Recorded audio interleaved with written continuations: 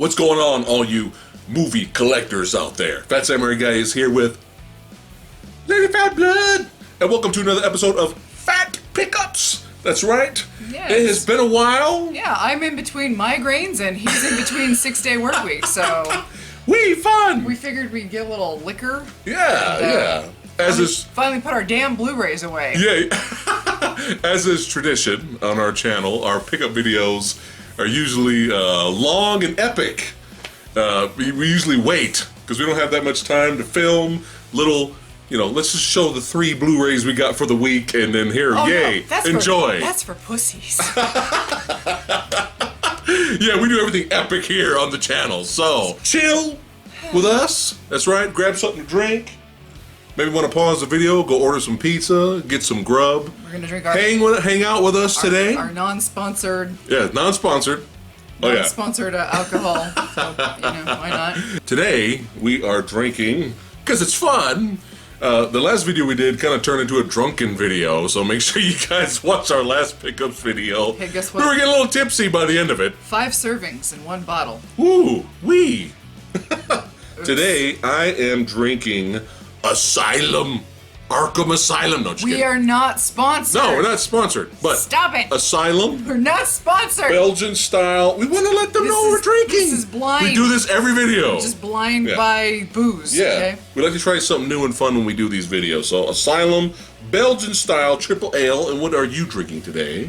Non-sponsored. Non-sponsored. Faro Farms Hard Cider. Hold it up. So I don't want to get us sued. We don't get sued. We're drinking, we're having fun. Okay. We are not drunk yet.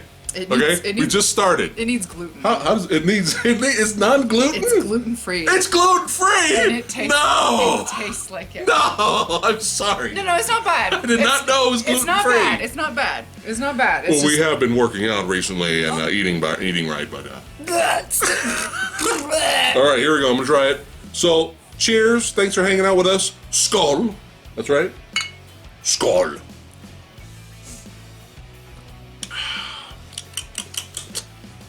What's bubbling up? It's bubbling up. It is tradition. Every single pickups video, this happens to him and only him, and I'm still trying to figure out why. It's a different beer or ale every single time, and for some reason, I say we keep it going. I was wondering if it was going to happen today. It's pretty and good. Oh my god, it happened today. I like it. Yay. If you I'm fine. It's fine. All right. I've had worse. It's fine. All right, let's get to the pickups. We'll get there, folks. Promise. Let's get to the pickups. Oh my. And the main reason we like to do these videos is kind of update you guys on our collection, but not just that, but we love talking about cinema, the world of movies and entertainment with you guys. Yeah, and every once in a while, All genres. we'll do something crazy and buy something we've actually watched, so we can actually. That's the talk problem. about Yeah, it. we're becoming more movie collectors than watchers. But let's go ahead and get this started. Alrighty. Go! Damn you! Tradition. All right. Let's see. All right. So this was a recommendation from the Sexy Sumo. Mm-hmm. And we just got done watching this, I think, last weekend.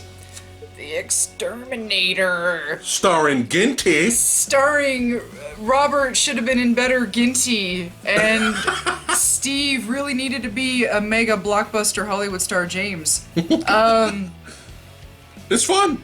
It was interesting. Yeah. It felt like it was missing about 30 minutes of footage. Yes, and we it can't did. confirm if that's actually something that happened.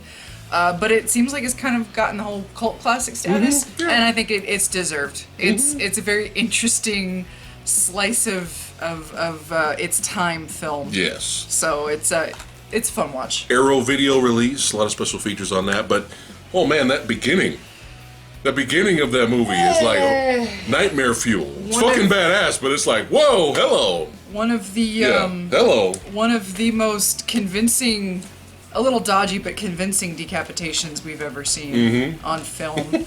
And as usual, we have a classic alternate. Yeah. Gotta love those reverse covers, man. They're becoming my favorite. But yeah, kind of a messy storyline.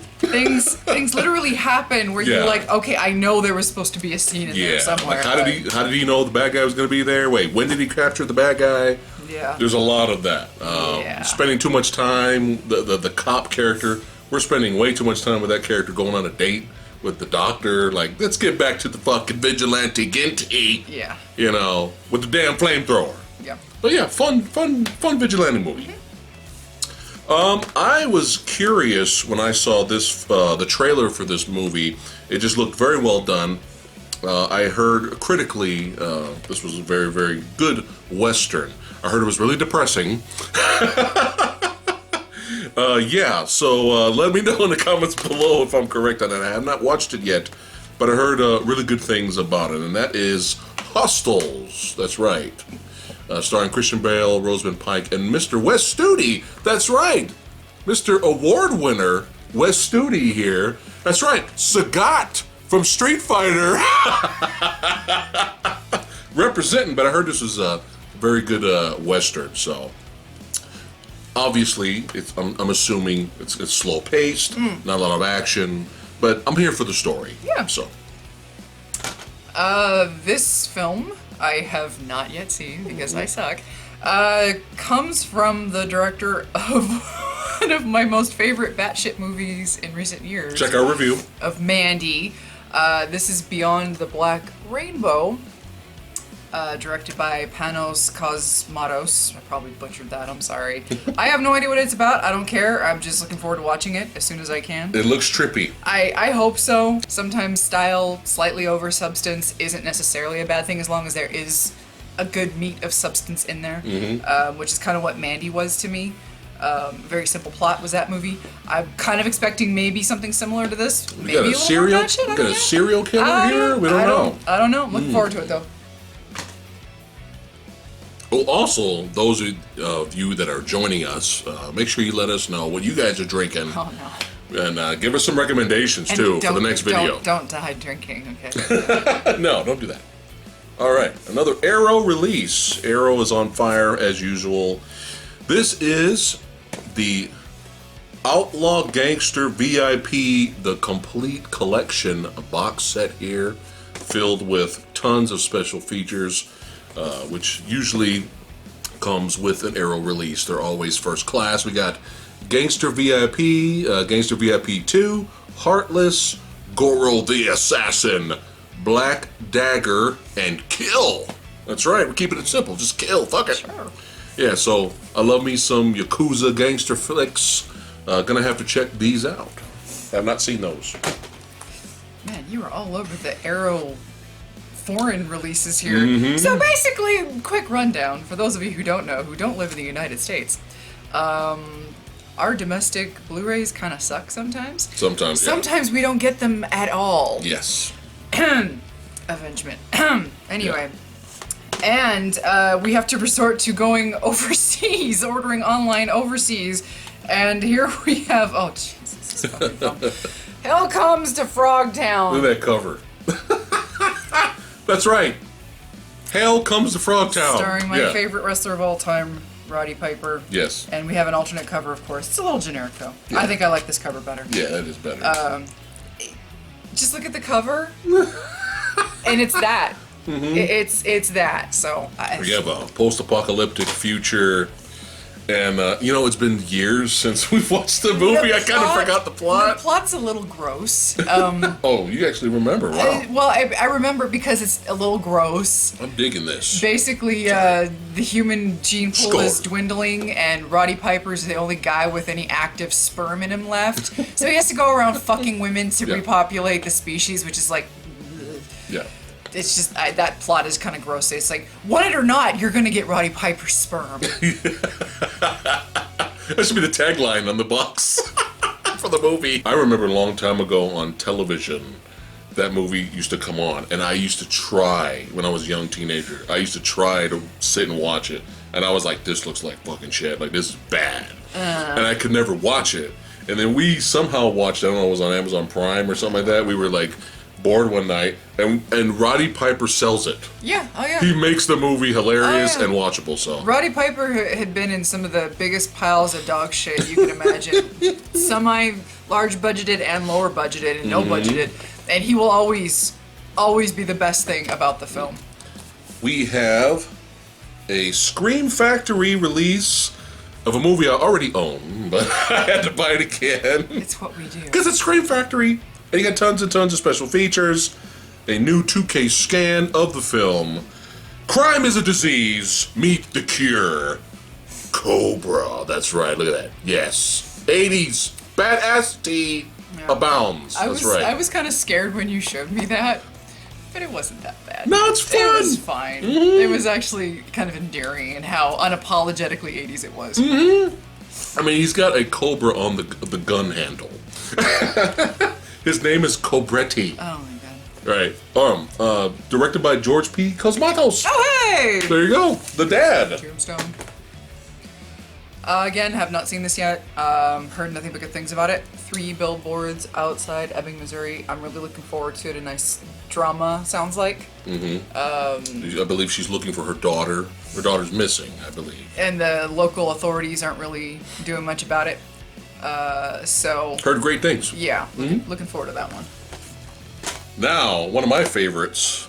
This is from Umbrella Entertainment. One of the most underrated. She's laughing already because she knows.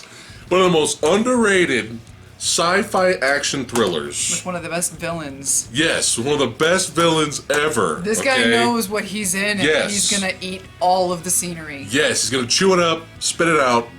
That's right. I bring you No Escape. Please let me know in the comments below if you agree with me that this is a very underrated Lost. This is a Lost movie. Very low. Yeah, it's a hidden gem for me. It is because it's just a forgotten film. I probably just forgotten the day it came out in the theater. But it's good. This is a good movie. That's right.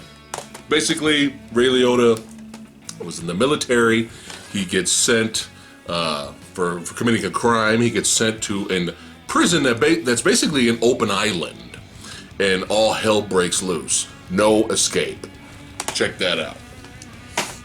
If you have not seen it. Yeah. Don't ask me why. Hot ticket There are to Hawaii. There are so many subgenres of bad films. Okay. You've got your bad movies that try. You've got your bad movies that are trying to be bad, which usually end up failing because it's not fun. Right. It's just not fun that way. And then you've got movies like this, which know exactly what they are and kind of just run with it, and you have to respect this kind of film. And this filmmaker, You have to respect. Mr. Sedaris, you gotta respect it because there's no shits given. No. And sometimes when people make movies like that, where they're just like, fuck it, I'm gonna do whatever I want, I'm gonna have fun, there's gonna be big boobs, big guns, big explosions. The giant snake that pops out of the toilet that kill people. You know? Yeah. It's fun, so don't judge me. It's not paradise all the time. That's right. I remember the theme song. Thank you. Thank you. Copyright strike. All right. A movie that I've been waiting forever to come on Blu-ray. I don't know why it took so damn long, but we have the classic. This is from Scream Factory. Tons of special features. This is 2-disc. Comes with the theatrical cut and the unrated cut of Candyman. That's right. Classic old school horror right here. Directed by Bernard Rose. And I did hear rumors of a remake. Let us know your thoughts in the comments below of a remake possibility with Candyman. So if you like it or not, but definitely one of the best supernatural films of the 1990s. Underrated movie number 2 right here. Once again, this is one of those instances where this never got a Blu-ray release in the States. So I had to resort. Why? I had to resort to buying off Amazon UK, I think. You showed me this a long time ago, and I really enjoyed it. Wasabi. Wasabi! With Jean Reno. It's it's basic structure. It's kind of like The Professional, but much more lighthearted. Yeah. Just the whole thing that there's Jean Reno with a little girl. Yeah, basically. She's not little, but she's younger. Yeah. Very interesting structure of the film. He's not an assassin this time, he's a cop. Yeah, it's just a very odd premise, but I really enjoyed it. And why was this never released? It doesn't make any sense. Very, very underrated film. And thank you for buying that for me. You're welcome, my dear. A lot of fun in that. Some good action and a lot of comedy. Definitely more comedy. You are correct with that. All right. Speaking of more movies that were not released here in America, there's going to be a lot of those on here from Eureka. That's right, the Blu-ray company Eureka.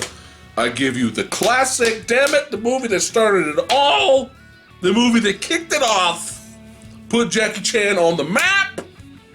I bring you Drunken Motherfucking Master. That's right, the classic Yuen Woo-ping directed film. Yes. Look at all these special features on the back here. Tons of special features. 4K digital restoration. Okay? Yeah, classic. So, guys, go out there and support Eureka. Buy their products, okay? Because where the fuck is this over here in America? Is this at Best Buy? No. Is this at FYE? No. Where the fuck is this? Is this on Amazon? No. Amazon UK? Yes. So, yeah. Classic. Martial arts classic. Jackie Chan in his prime, or just getting started actually, with the kung fu comedy classic that is Drunken Master. I want to surprise another film I have yet to watch. You bought this for me. Yeah. The Favorite. Heard good things. There you go. I think I saw a trailer for it a while back. Is that Emma Stone? Yeah. There's a couple people in there. Rachel Weisz? Yeah. Olivia Colman. We've seen her in like Hot Fuzz and Yeah. I think in Doctor Who maybe. They said she kills it in this movie. Yeah. Her performance is amazing, so. Yeah, this looks like it might be an interesting, fun little. I'm assuming dark comedy. I hope so.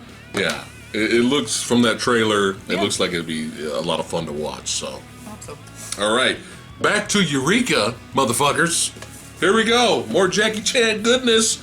2 more classics that you're not going to see fucking here in America. We got Jackie Chan's Project A and Project A Part 2. 2 essential Jackie Chan films that you have to have in your collection. That's right. We got Jackie Chan versus Pirates, okay? Yuen Biao, Sammo Hung. That's right. And the sequel, great stunts, more action. It's just, this is a good time. This is Jackie Chan in his prime. For those of you that have seen this film, both of these movies, let me know in the comments below what you guys thought of it. But yeah, this is insane stunts, like Jackie Chan falling from a clock tower on his neck, okay, from a building, all right? It's just insane. And then he was like, no, motherfuckers, that wasn't a good enough take. We gotta do that shit like 5 times, and he fell. I mean, it's just comedy, stunts, fun story, great fight sequences. This is the golden era. You know what I'm saying? This is the golden era right here. So, again, Eureka! Eureka! Oh, yeah. Anybody want free pizza? We'll be Drunken Master in a minute here. You will be. Oh! Alright, so, okay, a lot of people apparently didn't like this movie. It's a dark comedy. It's supposed to be a dark comedy. I think, I don't remember if I knew anything about it going in, like in terms of bad reviews. Yeah, everyone hates this movie. And granted, the director is a hit or miss. Yeah. He's hit or miss. He's not one of my favorites by any means. I'm not like, oh, it's another Eli Roth film. Yay, let's go rush out and see it. I kind of like this. I thought it was hysterical, especially more towards the end when Keanu starts to just absolutely lose it because these 2 idiots. Well, he's an idiot for letting them in the house, first of all. He was trying to be a nice guy, blah, blah, blah. Yeah. And then they, like, ruin his life, essentially. Don't let strangers in your house. Yeah. So, I mean, I don't know. I didn't look into why people hated it so much. I'm sure there are valid reasons. It's a dark comedy. It's supposed to be this way. But yeah, Keanu Reeves being completely ruined by the end of this movie was kind of worth the whole. Yeah. I don't know. I found it hilarious. And especially recently because we have Keanu Reeves love going around. Keanu Reeves fever has swept the planet at this point. Yeah. Which I couldn't be more happy about. Dark comedy, definitely worth checking out. Eureka! Got another classic right here. Jackie Chan's Wheels on Meals, son. That's right, another comedy classic starring Yoon Biao, Jackie Chan, Sammo Hung, Benny the Jet Urquidez. Look at all the special features. Look at this stuff. Again, not released here in America. All right, here we go. Tons of goodness back here. And I remember watching this for the very first time back in the day. And I was completely blown away by the Jackie Chan versus Benny the Jet Urquidez one-on-one fight sequence that still holds up today and is still better than some of the one-on-one fight sequences in movies today. And this is the fucking 80s, okay? So yeah, this is a classic. Watch our Dragon Fest video that we made last year, where me and Wet Movie 1 go down there to the martial arts convention, and I run into Mr. Benny, the Jet Urquidez. So if you want to see that video, go ahead and check that out. Okay, so we've actually seen this one. What? Score. We just watched this, I think, last weekend. Oh, this was so much fun. This was way too much fun. Batman versus the Teenage Mutant Ninja Turtles. That's right. Now, okay. My love for the Turtles ends in 1990. Okay. I grew up with the Turtles from cartoon form when they first came out in cartoon form in the late 80s, okay? And then the movie came out, and growing up, I was not the type of fan who kept watching with every new incarnation. I have not followed the Turtles in every single form. Like, I haven't seen... In terms of this TV series. Yeah, every time they would renew it for a new, series, I would never follow it. So, I'm not like, oh my god, the newest Turtle movie is out. Like, I watched the Michael Bay Turtles films out of kind of like a morbid curiosity. So I wasn't really like, oh my god, I have to go rush out and watch this because of the Turtles and Batman, But this was a lot of fun. You get this actor. Highly recommended. You get this voice actor who doubles as Batman and the Joker. I did not know that. I was blown away. A pretty good Kevin Conroy impersonation and Mark Hamill impersonation. Yeah. You've got the Shredder actually getting mimicked in certain scenes from the first film. Yeah. His introduction. The best movie in the live-action series, 1990, son. Fight us. Still. Fight us on that. Still the best. We'll fight you on that. We're gonna go on that. This Damien, I'm not even a fan of Damien, and he actually kind of had me cracking up a little bit. He uses the word interloper. Okay? If you can just turn your brain off for like an hour and a half, this is a lot of fun. It sounds ridiculous. It does. Batman versus the Ninja Turtles. It sounds ridiculous, but it actually works. And you got Batman versus Shredder. 1990s version of Shredder. Yeah. And it's fucking badass. It's way too much. It's all you need. This is way better than it had any business being, so, yeah. Eureka! Okay. That's your new drinking game, folks. Oh, God. When did we eat? I don't remember. It was like 5 hours ago. I don't remember. Shit. Whee! Here we go. We haven't eaten. Oh, it's about 6 hours now. Let's drink together. Ah! Oh, that was loud.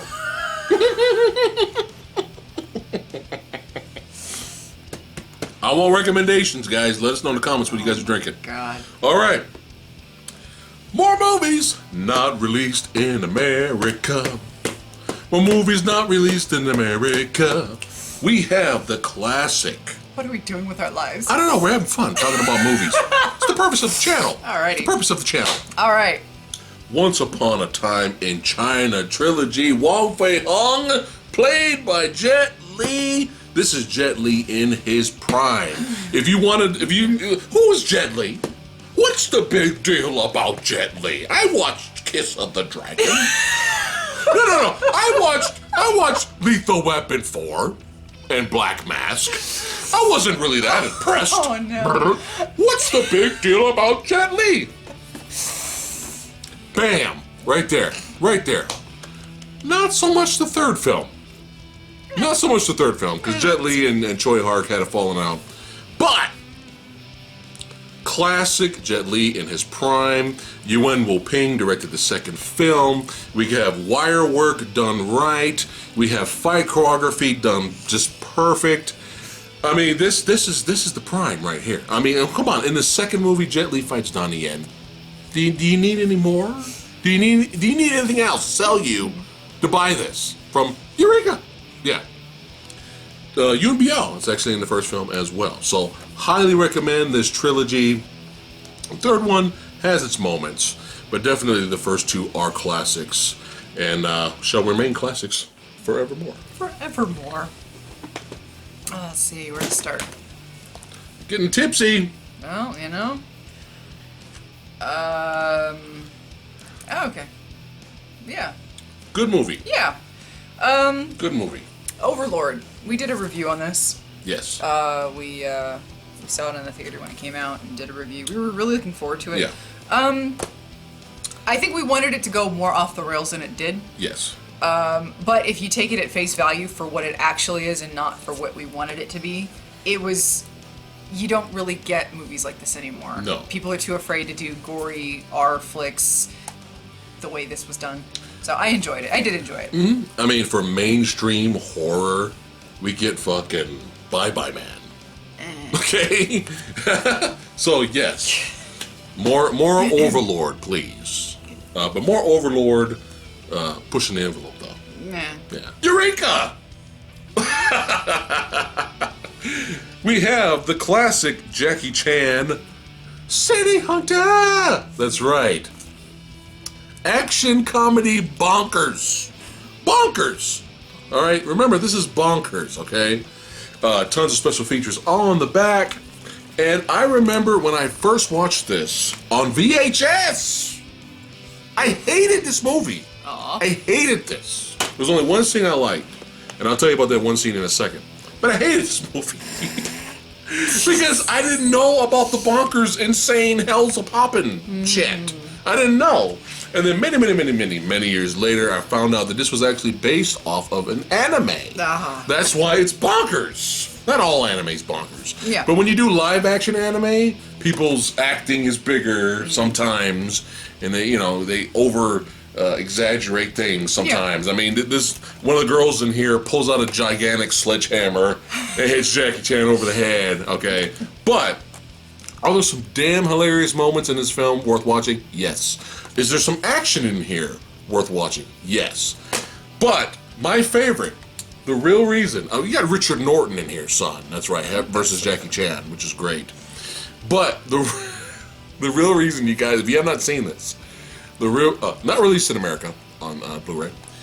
If you have not seen this, the real reason to watch this is because there's a scene where Jackie Chan fights Gary Daniels, another awesome martial artist, by the way. And at some point, it doesn't make sense. Who cares? Fuck it. Who cares if it's not practical? Okay? They end up going, and the fight ends up going in this area where it's like a Street Fighter virtual reality type of thing. And he gets knocked into the Street Fighter game setup. He gets electrocuted and whatnot. It doesn't make sense. It doesn't matter, okay? Because you get Jackie Chan as Chun-Li, okay? Jackie Chan, if you want to see Jackie Chan appear as Street Fighter characters, fighting Gary Daniels, who appears as Street Fighter characters like Ken, it is one of the most damn funny and hilarious fight scenes ever, because they do the moves from the game, everything. It is so funny. I spit up my drink. I was laughing so hard. I did not expect a scene like that to show up in this movie. So do you want to explain Jackie Chan riding on a dolphin with a machine gun? That's on the cover, by the way. Bonkers. I don't know if you can see that right there. Yeah. Jackie Chan in his prime, bonkers, over the top, but still fun. All right, so you just recently told me about this. Look at that title. Oh I want to see this so bad. Yeah. Okay, so you told me, like, your words were Lyndon Ashby, or just Johnny Cage from the original Street Fighter film. Mortal Kombat. Let me say that again. Okay, go ahead. Okay, so you told me the first thing you said was, okay, Lyndon Ashby as Johnny Cage from the 90s Mortal Kombat film. Okay. Mm-hmm. Andrew Divoff. Yeah. The fucking Wishmaster. Okay. And Rutger Hauer. Rest in peace. Rest in peace. Directed by Albert Pine, the god of beautiful, bizarre B-movies. In a movie called Blast. Blast! Which, did you say it's kind of like a Die Hard ripoff? Blast! Well, look at that cover. Yeah. Look at that cover, man. So, Yeah. Look at that cover. I want to see this so bad. Blast! We just haven't watched it yet. We've had it for a couple weeks now. We might do a react and review video. I with this. am looking forward to this so bad. I believe our hero plays a janitor. Blast! And since we're on the Rutger Hauer tip, again, rest in peace, Mr. Rutger Hauer. Very underrated actor. But here is a very odd movie. Not necessarily a lot of likable characters, because they're all kind of scummy and conniving in their own way, but yet still kind of likable at the same time. It's very strange. It's odd. But we have a period piece, sword and sandal type movie we have here is Flesh and Blood right here. Entertaining film. Rutger Hauer's great in it. And look who else is in this. We have your girl from Hateful Eight. I see that, but I'm also seeing the director. Yeah. Why haven't I seen this? This was not released in America. Well, That's shit. why. Yeah. Paul Verhoeven. Paul Verhoeven. What the fuck? Batman Forever. Batman and Robin. Yeah. What? Holy shit! Wow! Oh my god! Drunken video, this has become. Drunken video, this has become. This is what happens when you drink and you don't eat. This is what happens when you drink and you don't fucking eat. Wow! I meant. Holy shit! Oh god! Wow! Okay. Wow! I don't know why I was thinking of Joe Schumacher. Oh god! Wow! Oh god. Okay. I don't know. Okay. All right. All right. This is where we're at. This is where we're at, folks. Paul Verhoeven, RoboCop, Starship Troopers. This isn't okay. This isn't okay. I don't know why I was thinking of Joe Schumacher. Okay. Holy shit. I'm okay. I'm okay. You love me? You love me, right? I'm okay. I'm just crying. Oh, wow. This is at first, guys, where it's not like we slurred our words because we're a little tipsy here, but I totally just confused directors right off the bat. Wow. Paul Verhoeven, right there, Yes. RoboCop, Starship Troopers. Director of Showgirls.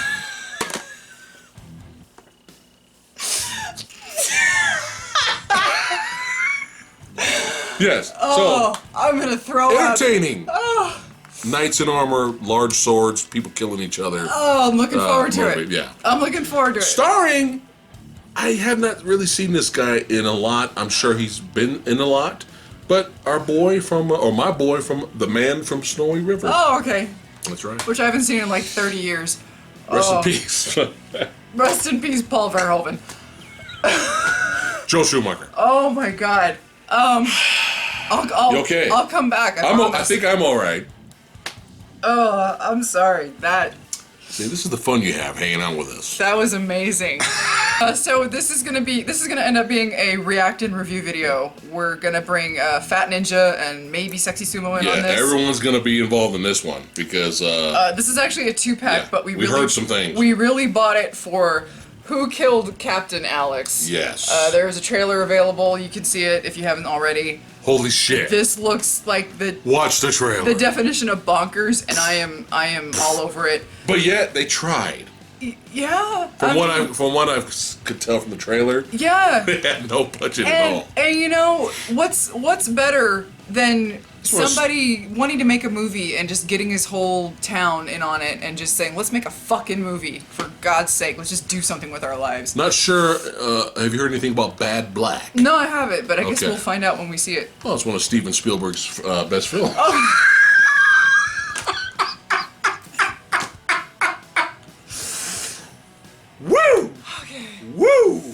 right. Eventually. I think I'll recover eventually. Eureka! Well,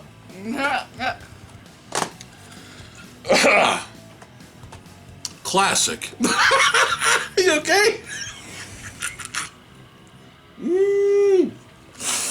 Classic. I would love to see a Paul Verhoeven Batman film, by the way. I'm just gonna throw that out there. Wow. I would love to see his take on Batman. Be violent as all hell. Exactly, and it would be like Yeah. satirical as shit. Like, I would love to see it. Maybe he could direct it. It would be like the Adam West show, Yeah, but violent. yeah, or maybe he could direct an episode of season 2 of The Boys. How about that? Woo! Okay, anyway. Recommend that show, by the way. Go ahead and check that out on Amazon Prime. The Boys. The Boys. Not All sponsored, right. not sponsored by Amazon Prime. No, We're not sponsored we're not at all. sponsored, but we love movies. Yeah, we're not, yeah. All right. Yuen Woo-ping, one of his classic, once again, directed this film that surprisingly bombed. Aw. It's very strange, and I think one of the reasons it bombed was because we had Once Upon a Time in China 1 and 2 out. Well, I mean, those movies already came out. But this, Oh, I love this movie. yeah, Oh. this is the classic Donnie Yen Yeah. starring film, Iron Monkey. That's right. Crazy, insane, over-the-top wire work, but badass fight choreography mixed in as well, because that's what Yuen Woo-ping does best. Now, so this is about Once Upon a Time in China films were about the character Wong Fei Hung, that's right, who was a badass martial artist slash doctor. This one is him when he's young, so it's almost kind of a prequel. And when he was a little girl. It's a little girl, yeah. And Donnie Yen plays his father, Wong Kei-ying, and it's just good shit, man. It's almost like a Robin Hood type film, but just really good badassity abounds in this. Now let me ask you, when this was Eureka. released, when this was released in the States under the Dimension / Disney / Miramax, whatever the fuck, was it bastardized? No, Really? no, and that's because of the fame of popularity of Crouching Tiger, Hidden Dragon that came out. Well done. So they left it subtitled. Oh, really? Wow. Yeah. Nice. They changed the soundtrack, but it wasn't bullshit rap music that was thrown in fucking Super Cop. If you guys remember Super Cop, Jack Chan, what's love got to do with it? Fuck, what's happened? What? All right, but yeah, it was an actual pretty good orchestral soundtrack. I don't like when they change too much, but they did take a few scenes out, but it's fine. But this is a classic. Now, just to amuse you guys out there that are watching us right now. Oh, no. When I saw, Oh, no. I have to tell the story. I have to tell the story. Yes, you do. Okay, here we go. You ready? Prepare yourself. When this was released in theater, because of the popularity of Crouching Tiger, Hidden Dragon, there's a whole bunch of dudes behind me, and I think Fat Ninja was with me at the time. Really? Yes. A whole bunch of dudes in the back, right? Laughing at the movie, having fun with the movie, making fun of it, but still enjoying it at the same time. And they kept saying, here we go, ready? Get a good look on him. He's in the middle right there. All right, he's right here. Dude, throw up some screenshots later. Yeah, I'll throw up some screenshots. When he first appeared in the movie, all the dudes in the back were like, motherfucker, ain't that Lou Diamond Phillips? They kept calling Donnie Yen Lou Diamond Phillips. And me and Fat Ninja kept laughing our asses over like, oh my God, are you that? Now, I can kind of see similarity a little bit. I can see it. Yeah. But with the Young Guns, the fucking you Lou Diamond Phillips, First Power Lou Diamond Phillips, Renegades. You think Lou Diamond Phillips doing shit like this? Come on now. Come on. Common sense. Doing martial arts scenes in here, Lou Diamond Phillips. Kept laughing our asses off. Another thing that was entertaining was, remember, this came out after the popularity of Crouching Tiger, Hidden Dragon, but this is an old movie. This movie's old. I believe this movie came out in 1993. And there was a couple to me on this side. They're sitting next to us. And they were like, oh man, I really enjoyed that. That was fun. And I was like, I know, man, it was a good time. And man, 1993, who knew? And they were confused. They were like, 1993? I was like, yeah, this movie's old. So I'm talking about, son. Yeah. Hong Kong cinema in its prime. Yeah, y'all gotta remember the late 90s and the Go down, Phillips! in the early 2000s was a different time. For all the people that don't follow movies now and might get confused by foreign releases now, remember, No! back then it was even worse because we didn't have the internet as much, or the internet was not as accessible to everybody, and so a lot of people didn't know that these movies were as old as they were. Like they. Drunken Master 2. Think about the timeline contextually. By the time Crouching Tiger, Hidden Dragon came out over here, we were blown away. China was bored. Yeah. Because they had seen it so much before. They were just like, oh, it's another one of those. But we were like, oh my god, it's not about bad dubbing and, pan and scan choppy editing and all that shit. Yeah. We didn't know. But that was a sign of the times back then. Sign of the times. We didn't have the information back then. But at least it brought new fans to the genre. Yeah, you gotta remember, even if it, wasn't significant in Hong Kong over there, to us, it brought it to people that would never have known about it back in the day. Beer number 2. Uh-oh. Beer number 2. We have Rogue Nation join us. Brutal. That's right. And let's watch as it blows up in front of his... Official brew of the Rogue Nation. Sure. Hey, Rogue Nation, if you're out there, who the fuck are you? Hey, they're a global alliance without borders. It's citizenship. You know what? Fuck it. I want a drink. Do we want to get into this? No. We might be, promoting something we don't want to. We're just buying a beer. We're just drinking. That's it. All right, here we go. All right. Skull. And be careful. Don't. That's it. Don't. It's every time you drink, so don't let Here it. we go. Not over the Blu-rays, please.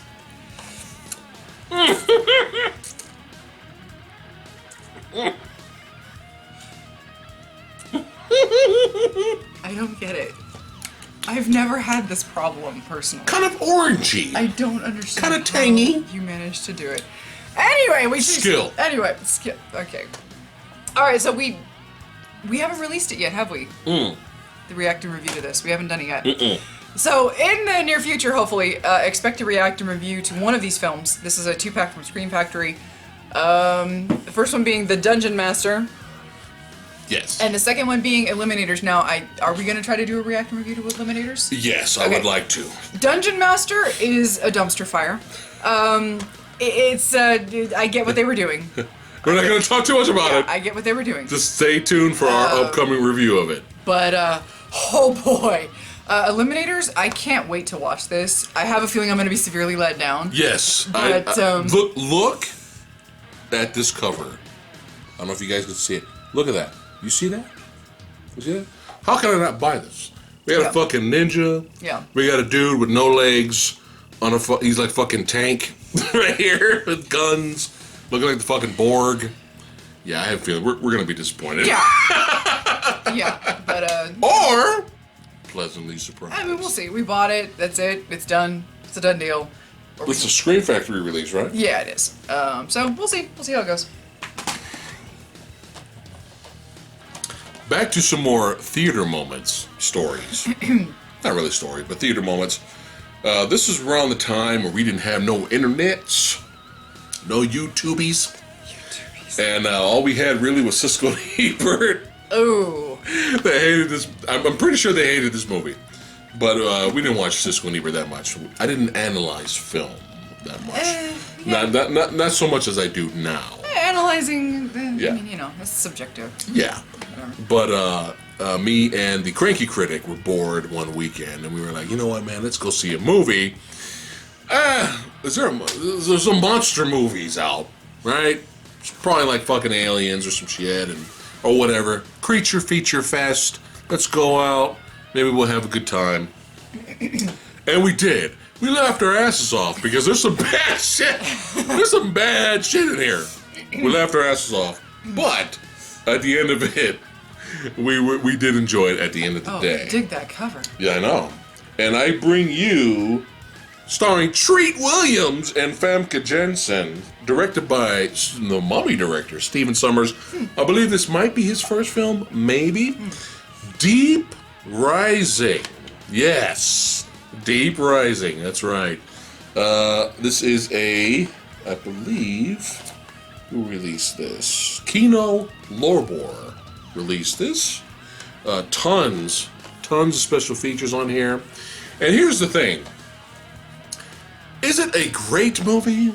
Is it up there with Aliens and Predator? No. Is it an overlooked masterpiece like John Carpenter's The Thing? No.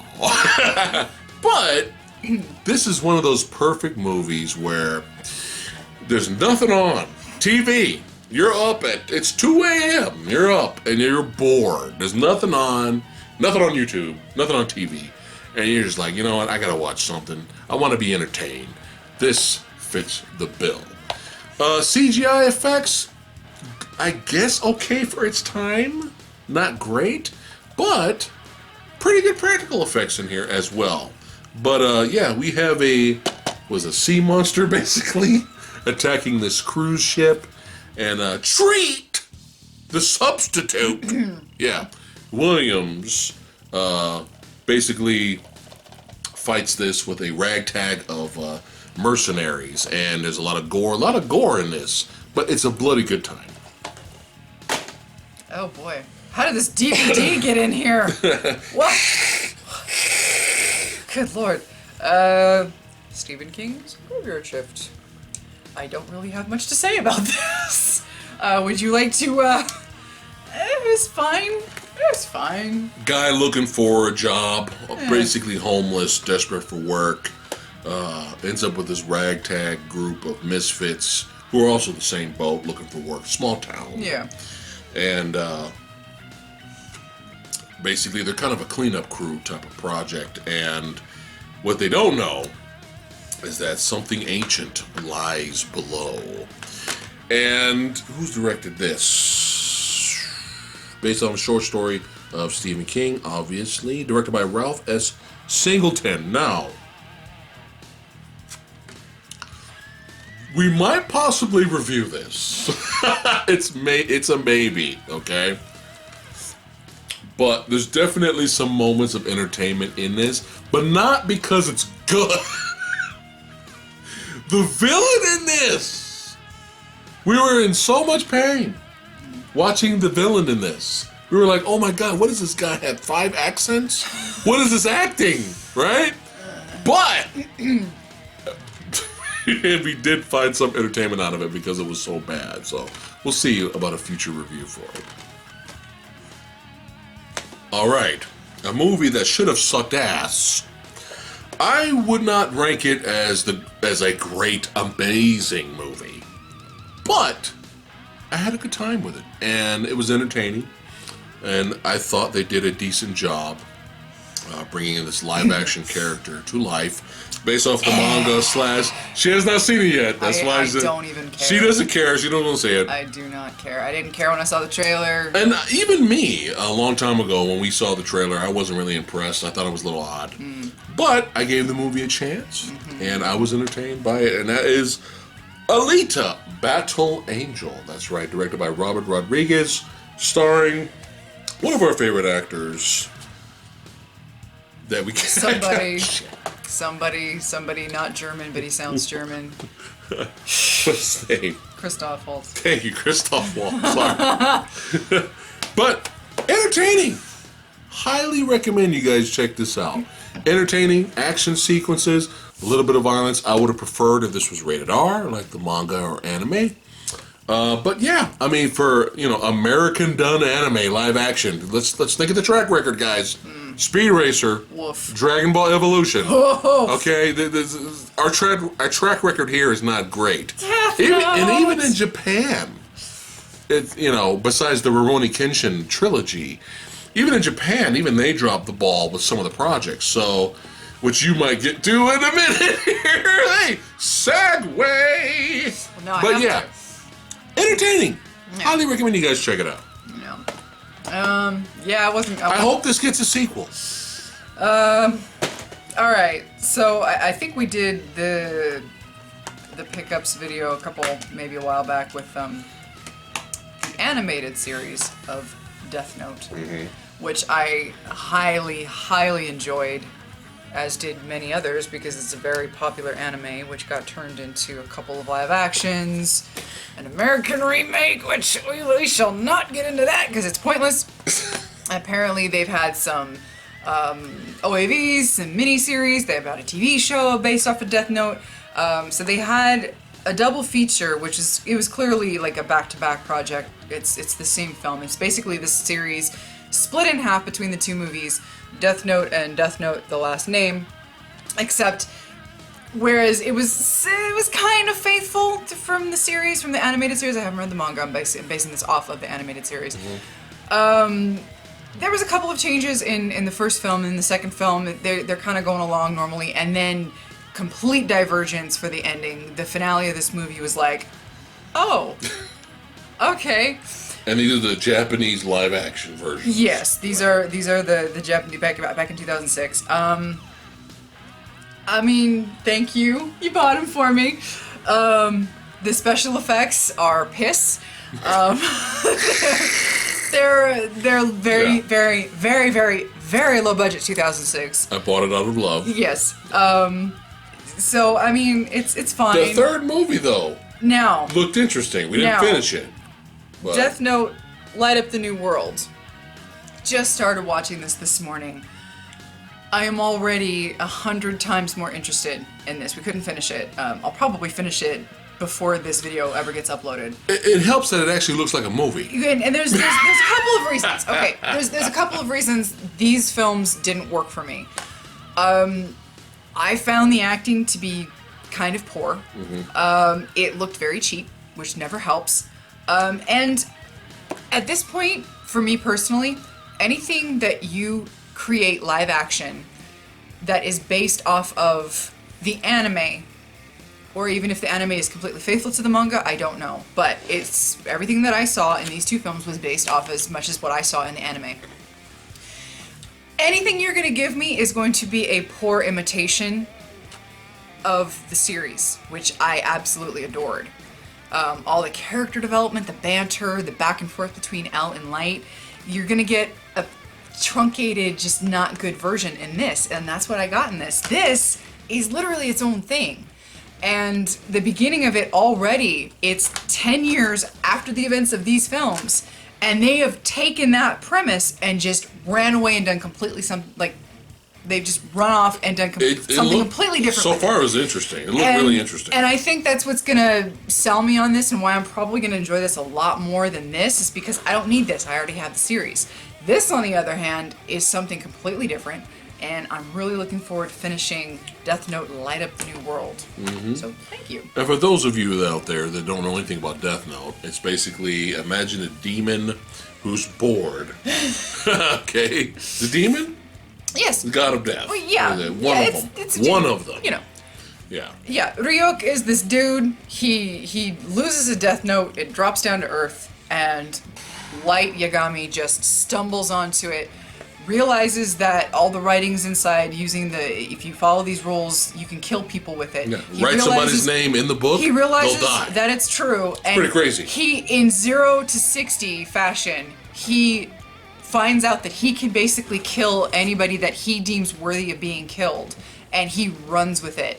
And Ryuk the demon is like, oh, okay, I have one of these humans using my Death Note. Well, I find this fascinating. And he just kind of shadows him after that, and that's the premise. And I really enjoyed it. It was a really well-written series, and again, any live-action version of that is just going to be a pale imitation to me. And there's a sequel to the American version coming. I don't know why that's happening. I really don't understand it, because it was universally panned. Yeah.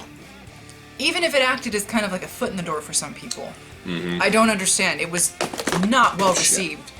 Sorry. It was not well received at all, but anyway. All right, speaking of segue to the anime here, son. I don't know anything about this show. This show may suck donkey dick. I don't know. Or classic 80s old school anime. The feels. That's right, brought back here. I have a show called Zillion? Zillion. Looks like it. Yeah, Zillion.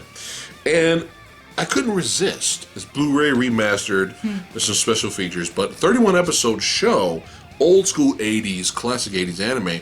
And I couldn't resist because not just for the fact that it's a show I've never seen before and I was curious, but and the price was cheap. But They released it, and basically it looks like a... you go into a rental store, Blockbuster Video, and it looks like a VHS, kind of like cassette case, basically. And we're suckers for that shit. Yeah, but I old school anime and Blockbuster and Hollywood Video, they kind of looked like this. Yeah, so I couldn't resist. So this might actually be a lot of fun. We have a tradition here at the Samurai House where if it's cheap, we'll buy it, and it bites us in the ass a lot. You just recently blind bought this for me. Mm-hmm. Now, I know the animation looks amazing. I don't know if it sucks, I'm sorry, That's but the I felt problem. like buying something for you. And to make you feel better, remember, I have bought myself a lot of shitty anime that was cheap. And I just bought it because I'm like, hey, it's $10 for a show. Can't beat it. Well, then it beats you. Okay. So, Overlord, the 2 series, there's season 1 and then part 2. I haven't seen it. I'll get to it. I hope it's Animation looks cool. I hope it's good. It looks dope, but yeah. if it's not good, well, my heart was in the right place. I know. It's okay. Just don't remember, I bought myself shit. All right, now we have a movie. We have a Steelbook. We'll get to our Steelbook collection at the very end, or close towards the end of the video. But we'll go ahead and do this now, because I'm going to segue to the sequel. And this is Escape Plan Steelbook. And look at how badass that is. Look at the eyeballs. You know whose eyes that is. You know who that is. That's fucking Stallone. Fucking Schwarzenegger's son. That's right. Got a prison guard on the back. Futuristic prison film, escape movie, thriller. And here's the thing with Escape Plan. A lot of people pan it. A lot of people kind of dismiss it and make fun of it. That's fine. To each his own. But watch this again. If you're bored, watch it again and tell me if this is not one of Arnold Schwarzenegger's best acting performances. Watch this again and tell me if I'm wrong. I enjoyed that movie. Okay. Yeah, it's cheesy. See when it's cheesy and fun, but there's some solid. It's not irredeemable. Like, no, it's solid action. Yeah. But it's one and a great villain too. The warden is over the top warden in this. But here's the thing with Escape Plan: if you're expecting the Expendables, if you're expecting the greatest tag team up, 2 of the greatest action heroes of all time, then yes, you're going to be disappointed. But by the time I got around to watching this with you, I knew it was just in this prison escape film. Yeah. That was it. That's all I expected. So I didn't expect a huge, gigantic body count or anything like that. So we were entertained. But yeah, watch this again and tell me if Arnold isn't like, whoa, where did this acting come from? Good stuff. Oh, Lord. All right, so we haven't seen this yet because we both wanted to revisit the first film. Because this is a sequel, apparently. But when we eventually get back to it, we will let you know if he indeed is back to Shamrock, your world. Leprechaun Returns, not featuring Mr. Warwick Davis, which is like, why? Is he really not? Yeah. Why? I don't think he's retired. But this was like $9, so I was like, fuck it. We'll see. I mean, it's got to be better than that Leprechaun movie you showed me with Hornswoggle. Leprechaun Origins? That fucking bullshit? That was Leprechaun in name only. The That movie horrible. that might have had a chance. Fuck that movie. That movie might have had a chance in hell of being acceptable if they hadn't tried to tack on the Leprechaun universe to it. It could have had a chance on its own as just being, okay, it was low budget, whatever. But no, we had to try to shoehorn that shit in. It's like, nah, you failed. Yeah. Fuck that movie. Fuck off with that shit. But hopefully, this is I'm assuming, I mean, from the trailer, looked like it would be a lot of fun, a lot of comedy. It might be a nice low budget surprise. And again, with the tradition of what's going on now in cinema, those sequels that came out after your favorite movie. Yeah. Shh. Reboot. This is the new sequels now. This is Halloween, Terminator. We've come into the era of this is a new thing now. choose your own adventure franchises. I find these fascinating. Yes. I find them fascinating. It's not good. It's not necessarily good. Yeah. You know, the Halloween franchise by now is definitely the one where you're just like, whoa, you can go in like 4 different directions if you want. But yeah, I guess Leprechaun's thrown in its hat for that franchise. Not sure about Critters Attack, though. I don't know if that's a brand new movie or if that's the second film. We'll let you guys know. All right, now, this is I know. These movies get a lot of, they get a lot of bad rap. Don't judge. Believe it or not, when I bought Escape Plan 2 back a while back earlier this year, I still haven't watched it yet. I've heard nothing but bad things about it. They say it's horrible, okay? But here's the weird, odd thing. As bad as people say Escape Plan 2 is, they don't say this third movie's great. Yeah. They don't say this is a great movie. But the action sequences, they said it's way better than the second film and worth watching. So I give you Escape Plan The Extractors. That's right, starring Sylvester Stallone, David Bautista, and who the fuck gives a shit? Curdy 50 Cent. Curdy Furt, yeah, fucking Curdy Furdy, baby. yeah.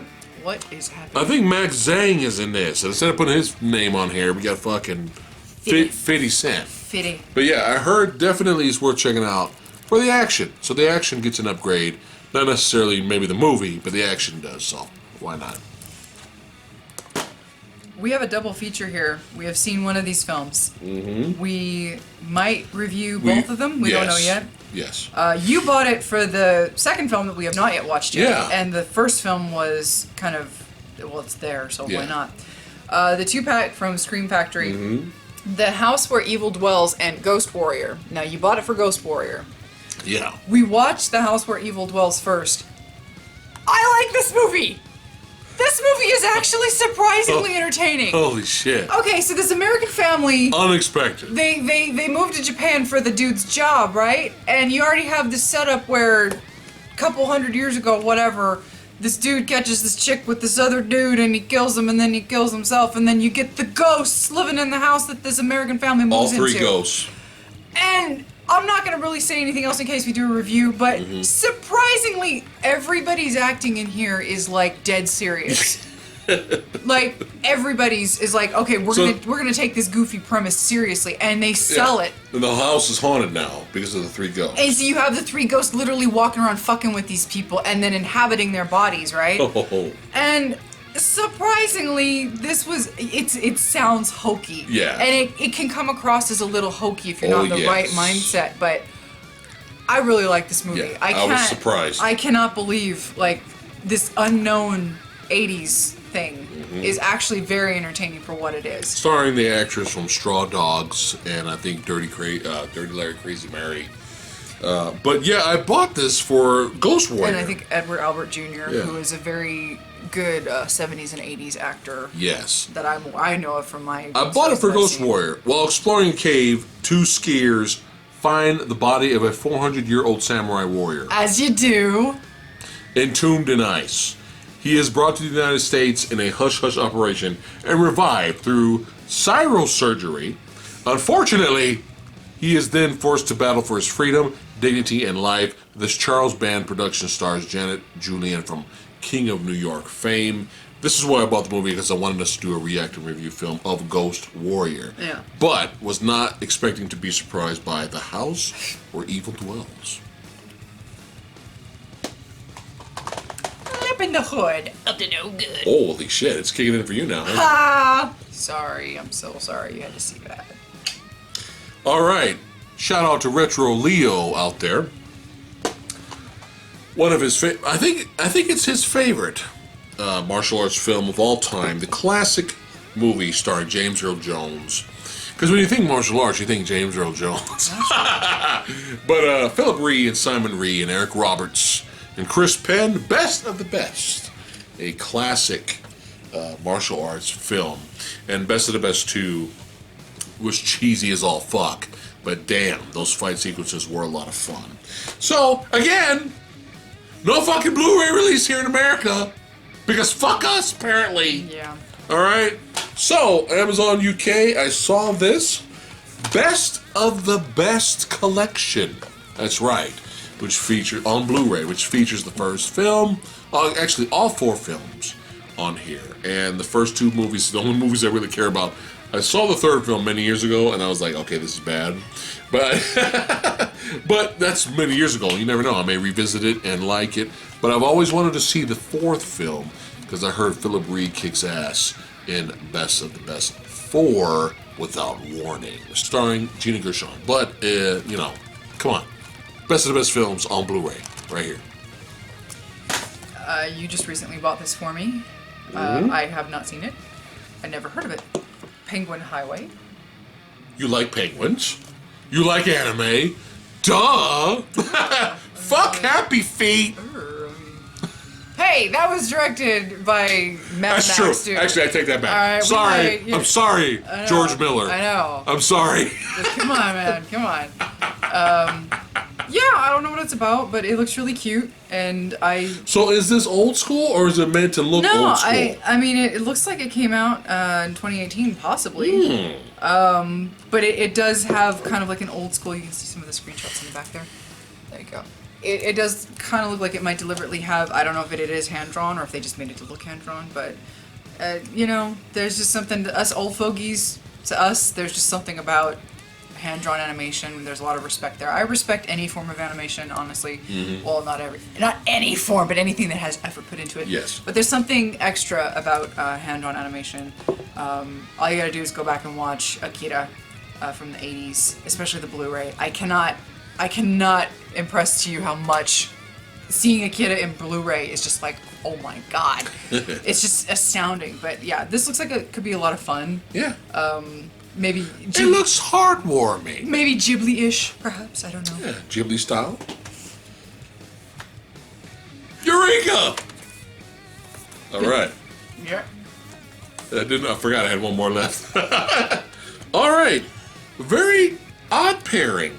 I'm kind of surprised that they paired these 2 martial arts films together. But, excuse me, for the homies, we have the best John Woo martial arts film before he paired off into the gun fu. Not necessarily gun fu, but the Chow Yun-Fat gangster film era. Hard-boiled, the killer era. This is definitely his best martial arts film, and it's called Last Hurrah for Chivalry, brought to us by Eureka, and Hand of Death, which is a very solid martial arts film with an all-star cast starring Dorian Tan, Sammo Hung, Jackie Chan, before they blew up. This was the early years. They blew up. Yeah, the humanity. Before they got popular. But yeah, we have special features on the back here. But very, very cool cover. I like that cover. I like that artwork right there. But definitely, Hand of Death is entertaining. It's a very solid martial arts film. But Last Hurrah for Chivalry is really the jewel out of this double pack here. It's definitely the better film. So, good martial arts, old school, classic goodness. We recently watched this from a director that we've become a fan of in recent years. The director of Bone Tomahawk and Brawl in Cell Block 99. Yes. S. Craig Zahler, the director, Yes. Dragged Across Concrete. Dragged. With Mel Gibson and Vince Vaughn and several others, including Michael J. White. Vince Vaughn needs to stay with this director. Yes. I can see there's some controversy with this film. I'm not going to really get into it. I will say I can see where some people are coming from with it, but I don't feel this frames certain prejudices that some of these characters has in a beneficial way. I think they frame it as it is. There are perspectives that are what they are, and I think he doesn't really frame it to be anything heroic like that. He doesn't frame them to be necessarily good people, and I think that's important. Everyone's bad in this movie. Yes. This film will probably, if you can sit through the dialogue, and that's the thing with Zahler. He is a writer. Yes. And he is turned into a director, okay? He makes his own material. He's very heavy with dialogue. Slow burn. Yes. This is a slow burn movie. He is all about character studies and a lot of dialogue that might sound unrealistic, and I can understand again why people would have a problem with that. I enjoy it. Mm-hmm. I enjoy his writing style. I enjoy his directing style. I enjoy the way he lets scenes unfold and speak for themselves. And some people would find that boring. Right. I understand if his style and his way of telling stories is not for everybody. Yeah. So I can't just It's be not. like, I can't be like, oh, the next Zahler movie's out. You guys have to check it out. You have to know what you're in for with the Zahler film. I've seen the 3 films so far. Yeah. I've seen all 3 of them. In our opinion, he's 3 for 3. Yeah. He Check tells. our Bone Tomahawk review. Yeah, he tells interesting stories just in a very non-exciting way. But the way he tells them, I find interesting because I like movies that aren't afraid to take their time and let everything speak for itself and not just exposit everything for you. Yeah. If that makes sense. And this is just it's Character the same. development. Yeah. Tension building. Yeah. To a ridiculously violent Yes. climax. But again, you have to be patient for it. Yeah. If that makes sense.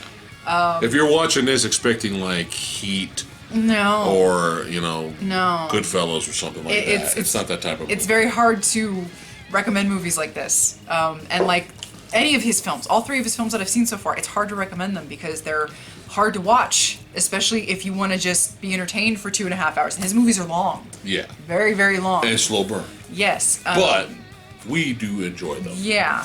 And we have Mel Gibson and Vince Vaughn playing cops that Mel Gibson's been on the beat for many years. He's old, and he has his partner, Vince Vaughn, has kind of been with him for a while.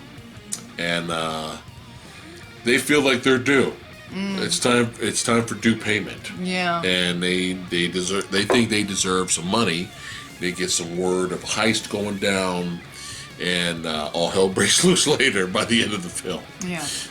But yeah, we really enjoyed Dragged Across Concrete, and the fucking soundtrack, guys. It's fucking great. Yeah. It has that retro feel and vibe to it. I can dig it. And it's appropriate. It's not like a lot of things are shoehorning in those kind of scores these days. It's not like that. It feels very fitting. All right. We have a Sexy Sumo recommendation film here. He enjoys this, I'm assuming, horror movie here. Dear God, look at this Nice. features. Again, Arrow. Arrow. Yeah. Hey, Arrow out there, if you're listening, you want to send us some movies to Oh my review? God! Stop. I'm just saying, we love their products. We're not getting paid for this, but we love their products. We give you guys brain damage. That's right. I have never seen this movie, but look at this. Prepare for mind to be blown here. Look at the special features. This is insane. From Arrow Video. So Sexy Sumo really enjoys this movie. He's like, dude, you gotta watch Brain Damage. So got it on sale. So looking forward to checking this out. Don't know anything about it. Yeah. We have not seen this yet. We saw the trailer for it a while back, and it looks like a lot of fun. Yeah. I'm looking forward to it. Bad Times at the El Royale. You can see there's a lot of people in there with a lot of names. You can see that. Bridges, Chris Hemsworth. Looks like it might be a really fun character study. Hopefully Thriller, hopefully, mystery, right? Yeah. Mystery vibe. Oh, John Hamm's in it. Yay. Yeah. Hopefully we'll get to it eventually this year. I hope. I might have to force myself. By the way, Delicatessen. Yeah. Very weird. You finally finished Delicatessen. I really liked it. But that's the thing. We will have a movie like just bizarre for years. How do you get Delicatessen Years. from? My point is that we will have off-the-wall movies. Okay. And we won't watch them for years. Yeah. And then one day I'll just be like, I want to watch that. And I'll have to go watch it on my own. One day I might have to just watch this on my own. Was Delicatessen good? Yes. Would you recommend it? If you are okay with odd French cinema, absolutely. All right. I really I have not seen it yet. I really enjoyed it. I'm just saying. But that's my point, is that I will probably end up watching this on my own some random work day when I get home and he'll be asleep. And I'll be like, oh, hey, Bad Times is really good. I want to see it too. I know. I'm just warning you. All right. But, hey, look forward to it. Cool. All right, Arrow Video. We have Maniac Cop. Look at that cover. You gotta love the cover here. Early Bruce Campbell vehicle. That's right. You can see him right here in the middle, right here. Now, Robert Z'Dar. I mean, it's been years since we've seen this. We have to revisit this film. Robert Z'Dar, though, ended up playing the Maniac Cop. Did he play him from the beginning? I don't remember. I honestly don't remember. It's been years, guys, since we've... I mean, it's been a long time. But I do remember being entertained by Maniac Cop. Slasher film goodness right here from Arrow. Brand new 2K restoration. That's right. It's a whole bunch of special features on the back. Okay. We have been saving this treasure There's a reason we have this. for my cousin. Cheap as fuck. We bought it for cheap as fuck. My really cheap. my cousin, the cranky critic. We wanted so desperately to drag him to the theater. Like, his wife and I, we had this plan. We were gonna drag him to the theater. It didn't work out. So we're gonna probably just bombard him one day. Yes. We're just gonna show up, break through the door with some pizza, and be like, "Hey, guess what? Some booze. We're watching the Meg." My cousin, the cranky critic, he absolutely adores the film Jaws, as he should, because Jaws is a goddamn masterpiece. Yes, it is. And Yeah. this movie clearly is no Jaws. It looks like trash. It's got probably- Ruby Rose in it. And that's why I really want to torture him, because he hates, I'm a woman, Ruby Rose. Bad woman, how can you hate bad He woman? can't stand her, and I think that's going to make it all the more fun for me, personally. And We should review this I have a feeling we're going to end up afterwards. doing like a guerrilla-style review after Yes. we watch it with him. Yes. So I'm really looking forward to torturing my cousin with this. Quick segue back to Eli Roth. Oh. Apparently what I heard from this film was originally Eli Roth was supposed to direct this, and it's supposed to be a violent, graphic, rated R film, and that's when Jason Statham signed on. Damn it. Yeah, and then they said, no, we're going to make this PG-13. And we want to make and it... not have, and then Eli Roth was like, fuck you, I'm not doing it. This was one of those unfortunate That's what I films heard. where it started off as one thing, Yeah. and then they realized, oh yeah, China's a thing, and we Yeah. can get more money if we kind of push it towards them, and that's what this turned into, unfortunately. Yeah. It is. I'm ready, though. Yeah, I'm ready for some B-movie, I'm more into it to torture my cousin. pretty much. Because this is, I wanted this to be fun and stupid, but I have the feeling it's not going to be as stupid as I wanted it to be. It's just going to be generic stupid, which isn't Yeah. really all that great. But Yeah. torturing him with Ruby Rose, Yeah. gold. Yeah. Speaking of stupid, Frankenhooker. Look at that cover right there. Segue. Yeah. Smooth. Oh, yeah, smooth, baby. That's Arrow? right. Another Arrow? Another Arrow release. Damn, These Arrow. guys are on fire. Arrow, let me just say, I love your covers. Yes. Yes. It's got And probably has an alternate cover too, huh? tons of special features on the back, as you can see there. Yeah, they believe it does have. Yep, it's got the classic old school. Nice. Frankenhooker. Nice. Horror comedy right here. There's definitely a lot of cheese, but there is a lot of entertainment to be had. Horror comedy right here. So recommend Frankenhooker. Is this gonna be a video? Oh, we haven't decided yet. Yes, there's a new series we'd like to start on the channel called Is It Really That Bad? It's a new series, so stay tuned for that. And this might be... No, there's no might. I bought it just for this reason, for cheap. right, so- I bought it for cheap. I've only read the first volume Me too. in the Dark Tower series. I really liked it. Oh, I'm out of beer. Oh no! Damn, I'm not even done with No. I'm not even done with my first one. Damn it. When I heard that they were making it, my first thought was, oh shit, well, you know, book to movie translations don't usually work out. But then I heard Idris Elba was gonna be in it, and I'm like, oh well shit. And then I started hearing about the issues behind the scenes, and I'm like, yeah, that's what I expected. I know this is gonna be shit. I'm Is actually tempted. Is it really that bad? It's been a long time since I've read the first Dark Tower volume. Me too, The yeah. first book. Years. So I'm actually looking. I'm thinking about rereading it because I know it's not that long of a book. No. just to see, because I remember the basics of it, Yeah. but just to see what it does, what it tries to do, what is the intent of the film. Were they trying to be verbatim, or were they trying to take just basic structures and translate it into their own thing? We won't know until we watch it. And it also stars All Right, Matthew McConaughey. So we'll see about this. We'll see about this in the future. I think we should do Is It Really That Bad review. I think we should do that. We shall see. All right. Now, another movie not released in the U.S. Another movie not released here. They said, fuck you. We're keeping our films. You can go fuck yourselves. We have Reborn. Reborn. Starring Tak Sakaguchi. Oh. Yes. From the Versus films, Death Trance, Origami, and I believe many more. Been a lot of movies. I am hearing that this is his best film. He's been in a lot of low-budget B films, entertaining B films, but he's been in a lot of them. But I'm hearing that this is there's actual quality in here, and I'm hearing badass John Wick style action, but not necessarily guns, more knife combat battles in here. Oh, Eureka! Oh shit! Was it Eureka? I didn't know. I did not see that. Wow, I didn't notice that. But yeah, Reborn. I'm looking forward to watching this. If you want my blood, come and get it. Oh yeah. All right. So you may have seen this episode. I did not enjoy sitting through most of this, but in the end, I came around. And Watch our review, please. I appreciate the film. Share the video. And in all honesty, it. Really?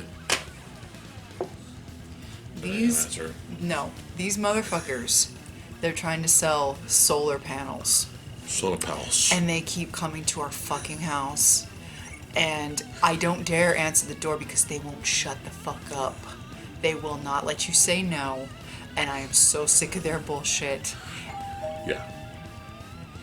Fuck off!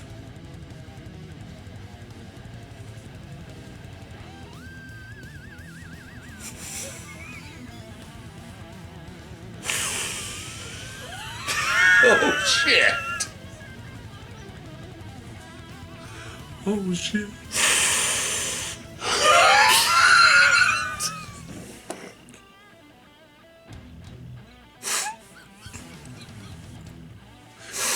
Oh! Who's a badass over here? It's not me. It's that Phat Samurai guy. No, you've got to understand. Holy shit. You've got to Is this like the third time today? No, these fuckers, I'm not kidding, these fuckers, they come at like 7 to 8 o'clock at night. It gets dark between 7 and 8. These fuckers come to the house when it's dark.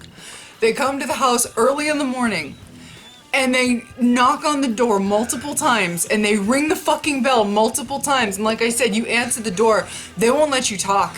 They will not let you talk. And it's like, Jesus fucking Christ, I don't want your goddamn solar panels. Okay. I think I'm wishing this beer is still in there. All right. I think they Back left. to the video. Oh my god. I can't believe I just did that. That's going on the video. Anyway, okay, so in all honesty, this is probably one of my favorite episodes. I think because, yeah, I was kind of tortured watching Ninja Busters, Yes. but I did have a lot of fun making it with you, and I think You gotta watch our video. I think it ended up being a really fun video to watch because the reaction with the commentary and our review. I think it was a pretty decent episode. I don't know. It's fine. It's fine. I appreciate it. They tried. They did, and it has an alternate Is there a cover. reverse cover? There's a reverse cover. Yeah, Wow. there are stars, folks, right there. Our badass martial arts stars right there. All right. I've always heard about this film. I've never seen it. And we enjoy the Hammer movie cinema, and we enjoy Hammer horror, and we enjoy Shaw Brothers. We're big, huge Shaw Brothers fans. And apparently at some point they teamed up to make several films. I mean, one of them is The Man from Hong Kong. You have Jimmy Wang Yu, George Lazenby, amongst other films, T. Lung and whatnot. But this here is The Legend of the Seven Golden Vampires. That's right. Brought to us by Scream Factory. There is a 2K scan of the film with special features on the back. And yeah, so it's got David Chang in this, Peter Cushing is in this, and we're just like, how can I not buy this? Yeah. This actually happened. Yeah. Shaw Brothers and Hammer Horror. This is a big deal back then. So we kind of have to watch this and maybe do a reaction review video of it. Yeah. It's a classic. Believe it or not, this is not a steelbook. It's just Arrow, who gives a shit about their releases, has a lovely little slipcover. Yes. And then they have a really fun regular cover Yes. of Basket Case. Now listen. Oh shit. Listen. This is a weirdo. Alright? It's if you can't handle no budget, no acting, okay? Like guerrilla style, like we had one camera Guerrilla. and we're gonna do our best to make you a movie. Yeah. Stay away, because this is no Nightmare on Elm Street, this is no like Hellraiser. No. Yeah. But if you like no budget, no acting, we just want to make a film to entertain y'all with a little bit of stop motion animation and a really goofy puppet, I can't recommend Basket Case enough. Yeah. This movie is so much fun and is so ridiculous.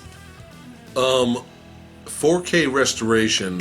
Now we have the old Blu-ray of Basket We haven't Case. popped this in yet, have we? No, we have not. Not yet.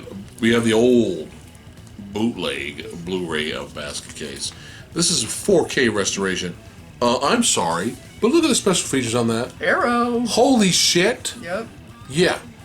So how could we not upgrade? But yeah, there are moments in this film where we kind of laugh so hard our stomach hurt. Yeah. So yeah, Yes. have not seen the Basket Case sequels, but we do adore the first film. I am a piece of shit. Oh, it's fun. Hey, those guys are assholes, man, so fuck them. Alright. Valentine the Dark Avenger. Now, this probably looks horrible on the outside. From the ashes, a hero rises. There you go, Valentine, there you go. Alright. To save her city, she will have to accept her destiny. This looks probably like bad from the outside. I probably wouldn't even bother picking this up and looking at it. But I saw a clip, a small clip of a fight sequence, and I was like, alright, I'm digging it. It's not bad. I'm kind of digging that. I mean, obviously, it's a low-budget film, but the fight sequence kind of intrigued me. I was like, okay, looks like they're trying here. And we would like to do some future superhero-inspired reviews in the future that are outside of the usual Marvel DC. Yeah. Just for fun. Yeah. We'll do some more obscure superhero film. Other countries' takes on their own superheroes. Yes. We have a film that we saw a long time ago. We're going to review it Yeah, eventually. called Rendell, Yes. and we're eventually going to get to that. Oh, God. Okay, so we intended to see this in the theater. We haven't seen any of these films in the theater. You literally blind bought the first movie based on a recommendation from Phat Ninja, and we loved it. And so we meant to see the sequel and the third film in the theater. We just never got around to it. So we just bought it because it's like, why not? How to Train Your Dragon, The Hidden World, the third and final installment in the trilogy. Looking forward to checking it out. Yeah, haven't watched it yet. Heard good things. I basically know what to expect. But you know what? If I haven't mentioned it before, I love dragons. And Toothless is just so freaking adorable. I can't help it. I'm a sucker. I'm a total chump when it comes to cute shit. Sometimes I'm embarrassed. I'm ashamed. Yeah, especially cute dragons. I'm calling it right now. As much as we enjoyed the Kung Fu Panda series, this will be better than Kung Fu Panda 3. You know what? I'm gonna go on a little mini rant here. Fuck Kung Fu Panda. Kung Fu Panda. Shit. Alki.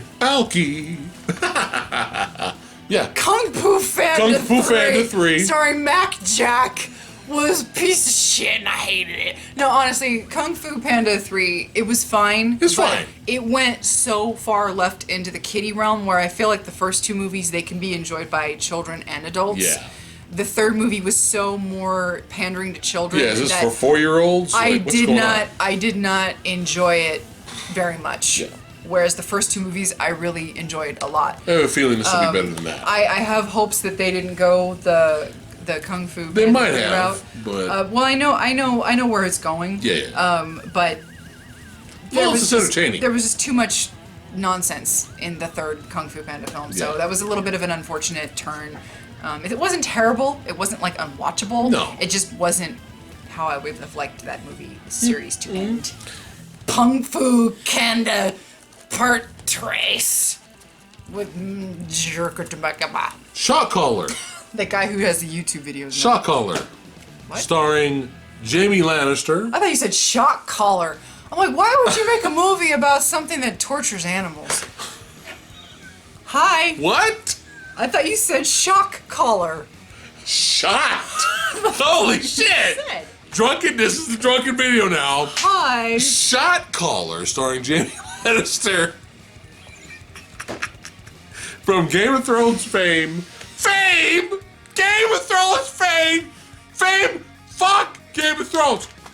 Watch our last pickup video Oh damn. and watch how I light up and shine Yeah. as I tell everyone, hey, look, this is Game of Thrones Season 7. Yeah. And I love this show, and this is the greatest show ever made. Go back and watch our pickups video.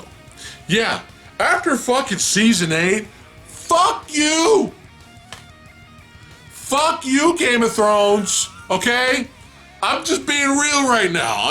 I know people will probably watch that pickups video and they're probably curious of what my thoughts were. I never got a chance to make a video about the Season 8 fucking bullshit. Yeah, we were too. I'm walking through Best Buy a couple of days ago, and I see a whole section dedicated to Game of Thrones, and I cannot walk by without giving it the middle finger. I'm like, fuck you, take this fucking shit out of here.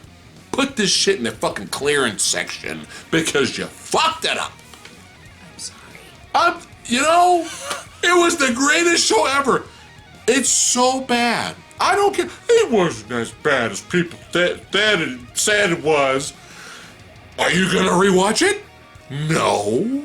People that defend Season 8, they're not fucking rewatching it. They're just basically saying, oh, it's not as good as people, it's not as bad as people said it is.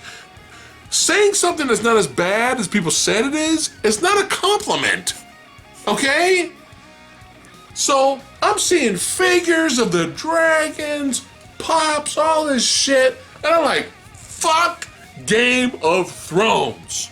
Just letting you guys know right now, this is the perfect segue into that shit. I didn't even think I was going to talk about it right now. Oh my. Fuck Game of Thrones Season 8. A guy at work that I know, biggest Game of Thrones fans of all time, defended Season 8 with, I think, the 2 to 3 episodes in. Yeah. By the end of it, he was just like, yeah. And it has nothing to do with it being a sad ending. No. I don't mind it being No. not a happy ending. I don't have an issue with that at all. You got to remember, we expected Peter Dinklage to be drawn and quartered by the end of the show. Yeah. We were expecting most people to die. It's not about Yeah. a sad ending. It's about what makes sense. Yeah. And there are so many videos out there dissecting what went wrong. Yeah. And we're not here And to there's do that. fans out there going, well, I don't want to just the first seasons, 4 seasons or whatever, 5, whatever the fuck. Yeah. They're so good and so well made, so much hard work put into it. Yeah. You don't want to, and I get that, I understand that. But if this is our fucking finale, Yeah. I can't believe I am not recommending Game of Thrones to people. Yeah. There's people coming up to me at work right now saying, hey man, should I check out Game of Thrones? And I'm like, nope. Don't even fucking bother. It's hard. Yeah. It's hard when you don't bother. you start Because off- what's going to happen is when you get to the episodes, when you get to season 7, you're going to want to know how it ends. Yeah. So Yeah. fuck Game of Thrones. Now, Nikolai Coster-Waldau. Coster-Waldau. Yes, Jamie Lannister stars in this thriller Shot Caller, where he is an innocent good man who gets thrown into prison. I have not seen this. I've heard this is a very good thriller drama, and our boy John Bernthal, the Punisher, is in this as well. I've heard nothing but good things about Shot Caller, and I'm pretty sure it's better than the fucking season 8 of Game of Thrones, which can go fuck itself up the ass. Ooh, damn. There. I'm sorry. It's all right. I'm truly sorry. Yeah. You gotta remember, he was so much more attached than I was. Like, he pulled me in after, like, season 6. It's years! This is years gone by! This is not like, I just came across it on Netflix. No, he was watching and it binged watched Stranger Things bullshit. Yeah, like this is years! And you gotta remember also, of watching the show. We didn't have HBO for the longest time, so he had to wait for the Blu-ray releases. Why am I drinking out of here? Go ahead. He had to wait a year for the Blu-ray to come out, so he had to like stay away from spoilers. Yeah. And like he didn't even know about the Red Wedding at first. Like he had to wait for the Blu-ray to come out, and I knew about the Red Wedding. I wasn't watching it, but I knew about it. And like fucking great. I had to like text him because he was telling me, "Oh yeah, this is the episode, the Red Wedding coming up," and I'm like, "Oh shit, he's gonna lose it." And it was like this whole thing, and then like after season 6, he finally was like, "Okay, no, you're coming along with me." So we binged like the first several, seasons, and then we started watching season 7 and upward. So I was at least involved in that. I enjoyed it, but I was not attached to it. He was attached to this, so yeah. I am so sorry. There's a reason I don't really get into TV shows is for this specific reason. Sometimes, most of the time, it's rare you do. The ending is never going to be as good as it should be or what you want it to be. Yeah. Now you've seen Breaking Bad. Great. Not Sons of Anarchy, great. There, so it's, even though Sons of Anarchy's ending, a lot of people were kind of like they didn't want to go that way. Yeah. Still better than fucking Game of fucking bullshit Thrones. Yeah. So okay. So there you go. So now that we've talked about this subject, let us know in the comments below what you guys thought of Game of Thrones fucking bullshit season 8, or let us know what TV shows that were fucking great but let you down in that last season. Sure, there's several. Go for it. So we recently saw this film. This is a Vietnamese action martial art, not extravaganza, but it's a solid thriller, called Fury. Taken-esque. Yes, very like Taken-esque. I enjoy the shit out of this film.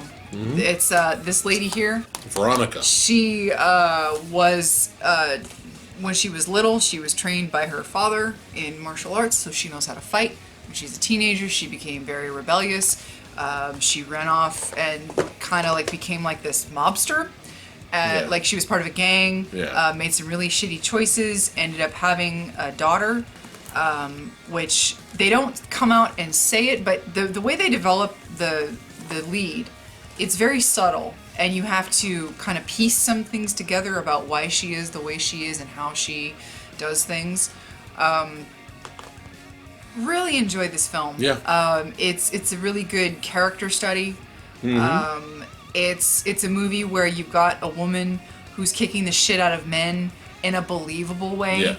And she gets fucked up. Yeah, and that's that's what I loved about it. That's something that... It wasn't like she was invincible. Yeah, that's something that I appreciated, is that they didn't make her like this super untouchable character. Yeah.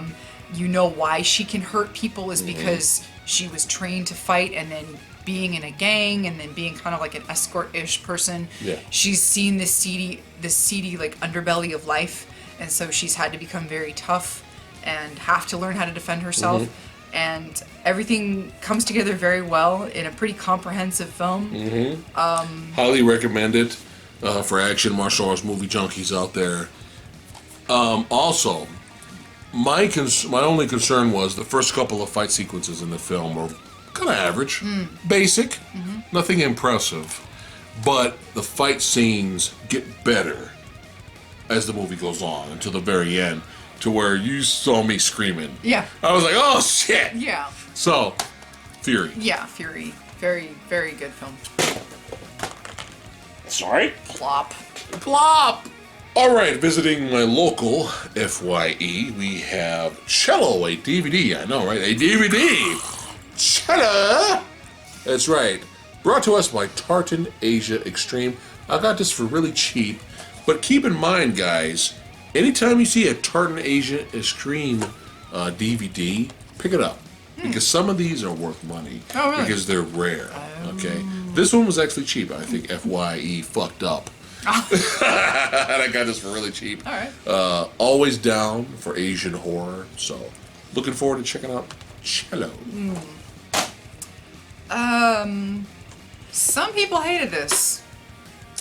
I understand. I get it it depends too. on what your expectations are. Yeah. Just like The Witch. And I don't mean to sound snobby. I probably will. Sorry. If you're looking for a boo and a Slender Man and a jump scare, Yeah. this isn't what you're gonna. Hereditary. Yes. It's. Psychological. It is. Supernatural. It is cerebral. Yes. It is one of those films where you kind of have to just be in a certain mind frame, and you have to know that this is not a boo, jump out, boo! Jump scare. It's not that kind of film. Yeah. This is, again, it boils down to characters and motivations and knowing their psychology and why they are the way they are, and it does have some supernatural elements into it, which some people might think is out of nowhere, but I thought the film dealt with it pretty well and set it up pretty well. It's a film about dealing with loss. Yeah. Powerhouse performance from... Toni Collette. Yeah. Wow. It might be one of those movies where you think is a little pretentious. I think that's debatable. I don't know about burn. that. It is a slow burn film. Yeah. I thought it was incredibly well made. I thought the ending... Well acted. I thought the ending was pretty bonkers, and I enjoyed that. We love the ending. A lot of people hate the ending. I kind of get it. I don't, Yeah. I understand. We did this on a Verbal Nectar, didn't we? We talked about this. Yes, we did. Yeah. On a Verbal Nectar Right, podcast. I talked about how evil I was Yeah. and how I was laughing my ass off at the decapitation scene. Not because I thought it was funny. I just thought because it was so fucked up, what was I going to do? It's like, I couldn't help it. From modern day mainstream horror, Yeah. this is one of the best. Yeah. Especially when you compare it to the usual that we get every fucking weekend. It's fucking Bye Bye Man and bullshit. So Yeah. Really, we liked it. Really enjoyed but we this. understand the hate. All right. We're on a horror kick now. Dario Argento, one of the masters of Itai horror. One of my favorites from his is Arrow's Deep Red. That's right. Really enjoyed this. Definitely mystery-themed horror film right here. A whodunit movie. And this is a 4K scan brought to us from Arrow. And you can see tons of special features that this includes. So, highly recommend Deep Red. Good shit, Ray. So why did you buy this movie? What made you... Was it the director? Was it the actor? Was it both? It was the actor because it's one of our favorite Korean actors. Okay. And I was kind of getting that Hunter vibe, the man versus beast vibe. Okay. And I was expecting that. We kind of get that a little bit, but more. All right. I don't know if we're gonna end up doing a review on this, so I'll try to limit what I say, but try to get into why No spoilers. I can't recommend this movie enough. With an addendum to that, The Tiger, Yes. starring Choi. Give him all the fucking Oscars. Min Sik. This movie kind of emotionally destroyed me. Old boy.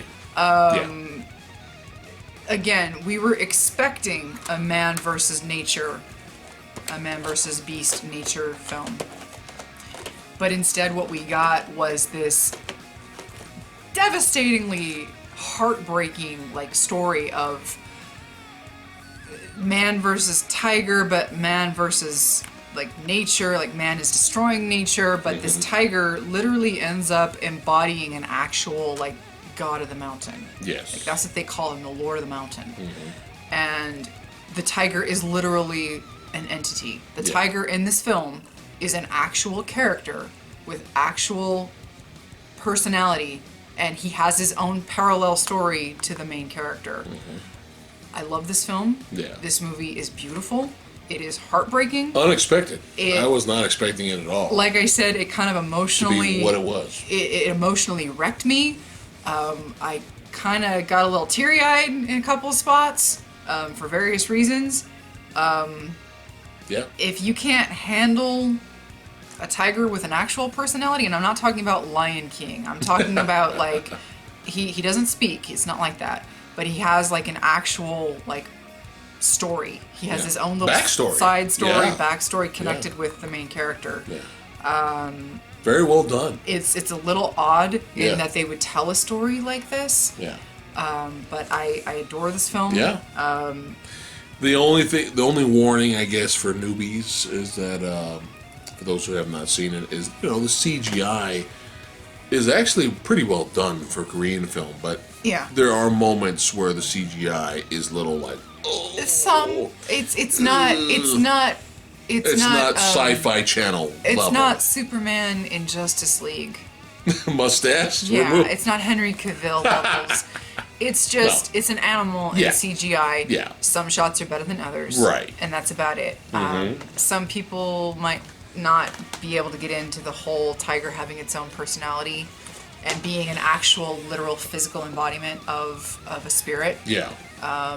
But when I realized that was the path the movie wanted to take, and that's what it did, I was like, okay, I'll meet you on your own terms, and I loved the film. Highly recommend it. Good stuff, The Tiger. Oh, this is a mistake. I don't recommend this one. This is not a bad film. This was a 90s film in disguise of a 2018 movie. You know what? I'm going to do both of these movies together. Okay. Because of the tagline on the end. Okay. All right. This is not a horrible film. This is not a piece of shit film. We do not hate this film. This is good. Is there gluten in it? It doesn't say gluten. Okay. Oh, this is good. Score. Oh.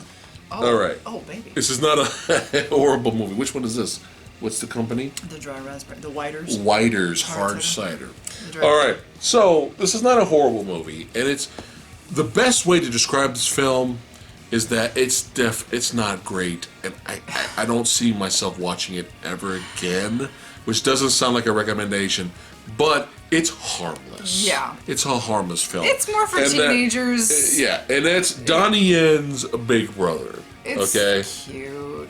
It's okay. It has cute moments. It's very cheap. But it's so cheese. The Gouda. The cheddar. It's too much. It's so cheesy. It's too much cheese. It's so cheesy. We got constipated after watching it. It was pretty. Yeah. But on the back it says Dead Poets Society meets Special ID, which I just recently bought for butt cheap at Best Buy. It's like $4 or $5. And I did review this on the Movie Dojo, so if you're curious, go and check this out. I would liken this more to Sister Act 2, honestly, and how cheesy it is. Yeah. Like, just... It's so cheesy. The backstory of the Donnie Yen character as the teacher, we've seen this a billion times, okay? Yeah. Dangerous Minds, Sisters Act, we've seen this a billion times, okay? The teacher comes in and you got the ragtag, rebellious teens that don't want to listen, and then she saves the day, right? Yeah. Okay, we've seen this a million times. Now, that's what happens in this film. But the backstory of Donnie Yen's characters was actually interesting, and it was one of the best parts of the film. But there was so much cheese. It also had an element that was kind of the worst part of the film too. Yeah, it was so cheesy. Okay, it was so cheesy to the point where he was basically not saving lives, but he was basically changing lives in 2 minutes. Yeah. A father who's a drunken alcohol for years because he's an alcoholic. his wife is dead. He's a drunken alcohol. Or his wife left or something. He verbally abuses his sons. Yeah, drinks. Donnie Yen comes in out of nowhere, meets him for like 5 seconds, and he's already in fucking rehab. Yeah. Okay, and that's one of the moments in this. Yeah. Besides all the other student moments where Donnie Yen meets them and saves their lives, or changed their lives. I was waiting at the end of the movie for Donnie Yen to look around as they all graduate or pass the test or whatever and go, my work here is done. And then he fucking starts glowing, And wings come flies out. up into heaven. Yeah. Yeah. It was that Yeah. cheesy, guys, okay? But it's harmless. Yeah. It's harmless. And for Donnie Yen fight fans, there's 2 decent fights in there where he doesn't show his age and he's just as fast and agile as ever. Yeah. So And Donnie's charismatic. Donnie's Donnie, so you know. if you're curious, have fun. Yeah. But I'll never be watching this again. Should I hit the Miike pile? Hit the Miike pile. Do This it. was the first Takashi Miike film I ever saw. Yes. This is my introduction to Mr. Miike. Arrow Video. And it has been a fascinating trip to watch the Miike library. I'm still expanding on that as we speak. Audition. I probably haven't seen this in like 15 years. Yeah, it's been a long time. But I remember liking it. Mm-hmm. It's a really interesting kind of psychological horror. There's another word in there. Kind of. Probably. It's horror. Yeah. But it's kind of torture. But she's like, I can't. Yeah, don't ruin it. Yeah, Yeah, I don't no really spoilers. want to. I don't really want to go into it. I just remember enjoying it a great deal. But we have a guy, a gentleman that feels sorry for this character and tries to help her, and it's unfortunate for him. What happens, without spoilers, that's kind of a spoiler in a way, but this is probably the most one of the down-to-earth Miike movies.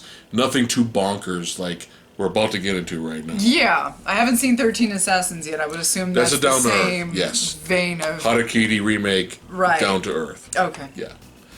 Unlike, you might as well just keep going. Are you sure? Yeah, go for it. This is going to be another upcoming watch and review film. Yes. Now, you surprised me with this. You refused to tell me what the film was until we actually started watching it, and then I Stay tuned for a review coming up. I was so thrilled when I found out it was Takashi Miike. As the Gods Will, with an additional cover inside, which pretty much sums up the first 15 minutes of the film right there. This movie is... Oh, here we go. That's right. I made it. I turned the alternate cover. There you go. That's the first 15 minutes of the film right there. I might as well spoil it. I loved it. It was bonkers. It was everything I could have wanted. I wish there was a sequel, much like Yakuza Apocalypse. I wanted more, but it'll never happen because fuck us. Yeah. Entertaining. There'll be an episode based off of manga. Yeah. Entities involved. People that complain too much about boredom, the youth, basically get punished. Yeah. And that's all we're going to say. All right, so unfortunately, I heard this movie was shit, but you bought it anyway. So I couldn't help it. Giant alien cockroaches. So it's Terraformers. We haven't seen it yet. Based off of manga. If it's bad enough, maybe we'll do a video. I don't know. We'll see. Oh, hey, there's a nice little booklet in there. Ooh, little cards. Hey, bonus. Humans versus giant alien cockroaches. Based Anyway. off of manga. Couldn't resist. So yeah, okay, these next 2 films, for some reason the first movie is on DVD only, because fuck us in the USA. We just got done watching it. I was a little, okay, I get where we're going at first, and then by the end of the film, I'm like, okay, yeah, I love it. Yeah. Zebra Man, a lot of fun, nice little fun take on the superhero genre, / Power Ranger genre, which is like a subsect of the superhero genre. Parody. A lot of fun. Yeah. Parody. Highly recommend this. Now, you've seen Zebra Man 2. It's been years, so I remember enjoying it. Yeah. But it's been a long time. So I haven't watched this yet. Yeah, gotta Hopefully watch we'll get that. to watch this soon. If it's in the same vein, it looks a little more bonkers. Like I'm seeing all different kinds of costumes on the back here. Yeah. Highly looking forward to this one. And then we have his trilogy, the Black Society One trilogy. of his trilogies. So Gangster films. yeah, we've got like this one here, Black Society trilogy. The titling has made it difficult for me to read this. Shinauku, Triad Society, Rainy Dog, and Ley Lines, perhaps? Yeah. I can't tell if I read It's any of kinda that hard to correctly. see. The font on here is very odd. I don't know if I probably butchered all that. I'm Heard so good sorry. things, though. But This is yeah. Back to down to earth. This might be back down to, exactly, Yeah. down to earth. So we'll see about that. All right, we have a Shout Factory release here. Something I never thought would ever be released here in America on Blu-ray, remastered with special features. We have Sonny Chiba-san in the Street Fighter trilogy. Yes, the classic trilogy with Teddy Tsurugi, Street Fighter protagonist, kinda. Sonny Chiba. One of his iconic roles in his film career. You have not seen these films yet. That is correct. I'm looking forward to it, though, because you cannot go wrong with Mr. Chiba. Oh yeah, classic. Criterion Collection's jumping in on the bandwagon here. Oh. That's right. Very unexpected. Jackie Chan, two classic. Obviously Eureka released these first, because they're Eureka. But Criterion you can't. I mean, Criterion's awesome too. Yeah, so we're not gonna sniff our nose No. at Criterion. no, Jackie Godzilla! Chan. I know, right? Godzilla collection coming. Yep. Jackie Chan, Police Story, and Police Story 2. Jackie Chan in his prime with stunts, fight sequences, action, comedy, everything in here. Tons of special features. This is Jackie Chan. When people, like earlier when I was saying with Jet Li, people go, what's the big deal about Jackie Chan? I saw Rush Hour 3. Oh, What's God. the big... I saw Shanghai Nights! I saw the tuxedo. Jesus. What's the big deal about Jackie Chan? Show him this. Okay? Both of these movies. Classics. Will never be equaled. The tuxedo. Jesus. Crackers. Blind Buy. Haven't seen this. The Future Diary anime. Complete series. We'll see. 26 episodes. Oh, Jesus. 26 episodes and 4 OAVs. I hope it's good. I'm sure. You know what? I've heard it seems like it's one of those. It's good. Okay. It should be fine. So, thank you. I look forward to that. This one? This one I have no going. idea what about this. Grimgar Ashes and Illusions. I have no idea. Never seen it. Blind Buy for It you. might be pretty, and that's about it. I don't know. We'll see. It's based. Let's see. Oh, it's one of those RPG anime where they're in an RPG world, which there's like a lot of those going around. We'll see though. I mean, I'm sure it'll be fine. Well, it's entertaining. Yeah. These are so sweet. I absolutely adore these collections, and I hate the thought of you spending money on movies that I already have on Blu-ray. Who released these? But these collections, Let's see. are so nice. And this isn't even. I'm gonna be honest. Mononoke Hime, or Princess Mononoke, is not even necessarily my favorite Ghibli film. I've only seen it once, and the problem with when I saw this is that there was so much hype surrounding it that by Yeah. the time I saw it, I was like, oh, well, that was fine. Yeah. And then I went on and saw the rest of the Ghibli films, and I'm like, oh, wow. I have only seen this movie once, but these collections are absolutely beautiful. You've got this beautiful, beautiful case, right? And then you've got this booklet that comes with it with all kinds of artwork and stories that I just totally fucked up. Just like all kinds of goodness in there. And so you have this alternate case inside with the front and back. And so not only does it come with a Blu-ray, it comes with the score. Okay, now the scores for the Ghibli films for the most part are so fantastic, and I remember the score for Mononoke Hime, Princess Mononoke, was very, very good. So I really look forward to watching this again. I didn't even watch the Blu-ray the first time I bought it on Blu-ray, which that's what I do. But Time to revisit.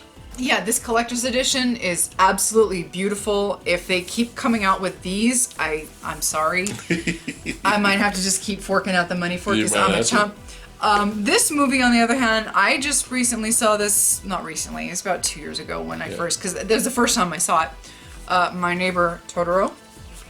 Another classic, another collector's edition where it's just like I absolutely adore these collector's editions. So you've got that, and then you got the front and the back. Soundtrack. You've got another edition with all the little booklets in it. Yeah. Again, it comes with the score. So far, it's just these two films. Yeah, beautiful collector's editions, though, for those of you that are interested. Had to buy it for you. Thank you. Now, on my anime side of things, we have Dragon Ball Super Part 7 right here. And we have Dragon Ball Super Part 8 right here. Now, this character that's on the cover, as of right now, this is as far as I got with the show. As of right now, I'm enjoying the show. The show is still entertaining. It's still badass. Not necessarily enjoying this character that much.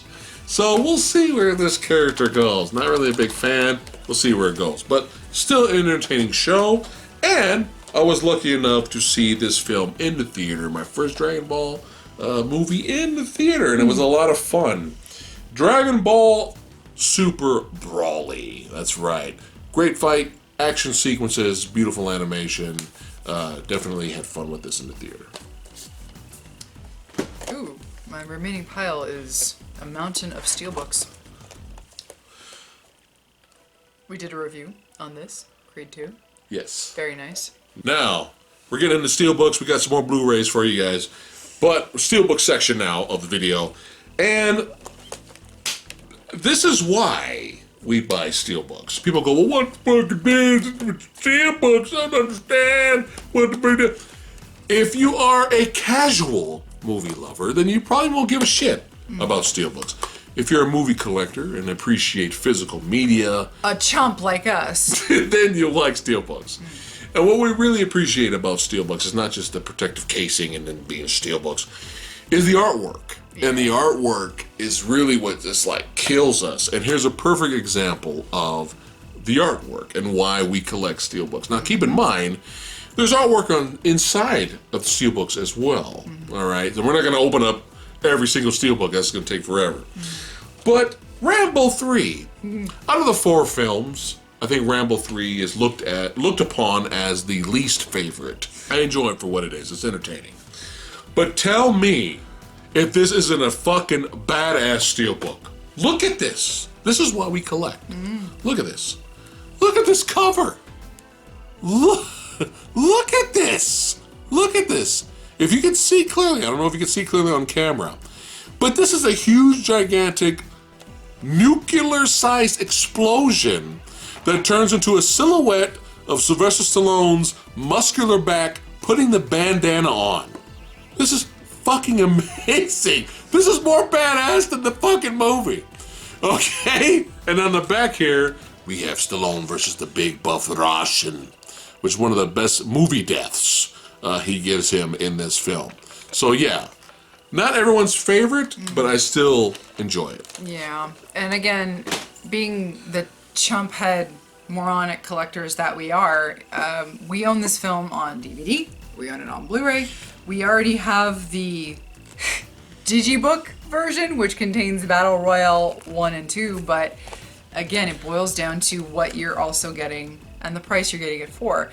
Battle Royale, the Steelbook. Look at that cover. Look at that cover. It boils down to just, it's visual. It's something that you can touch. It's something that, it's just different. But that cover's amazing. That's, again, it's, it's why we tend to do what we do. And Battle Royale 2 could go suck a donkey dick. Even though fucking sucks. Sonny and Sheep was in it for 2 seconds. No, he wasn't.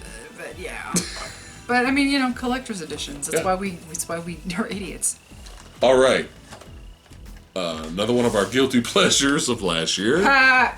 Fun, big dumb fun. Oh my god. Octopus, big dumb fun. Octopus playing the drums. Octopus playing drums.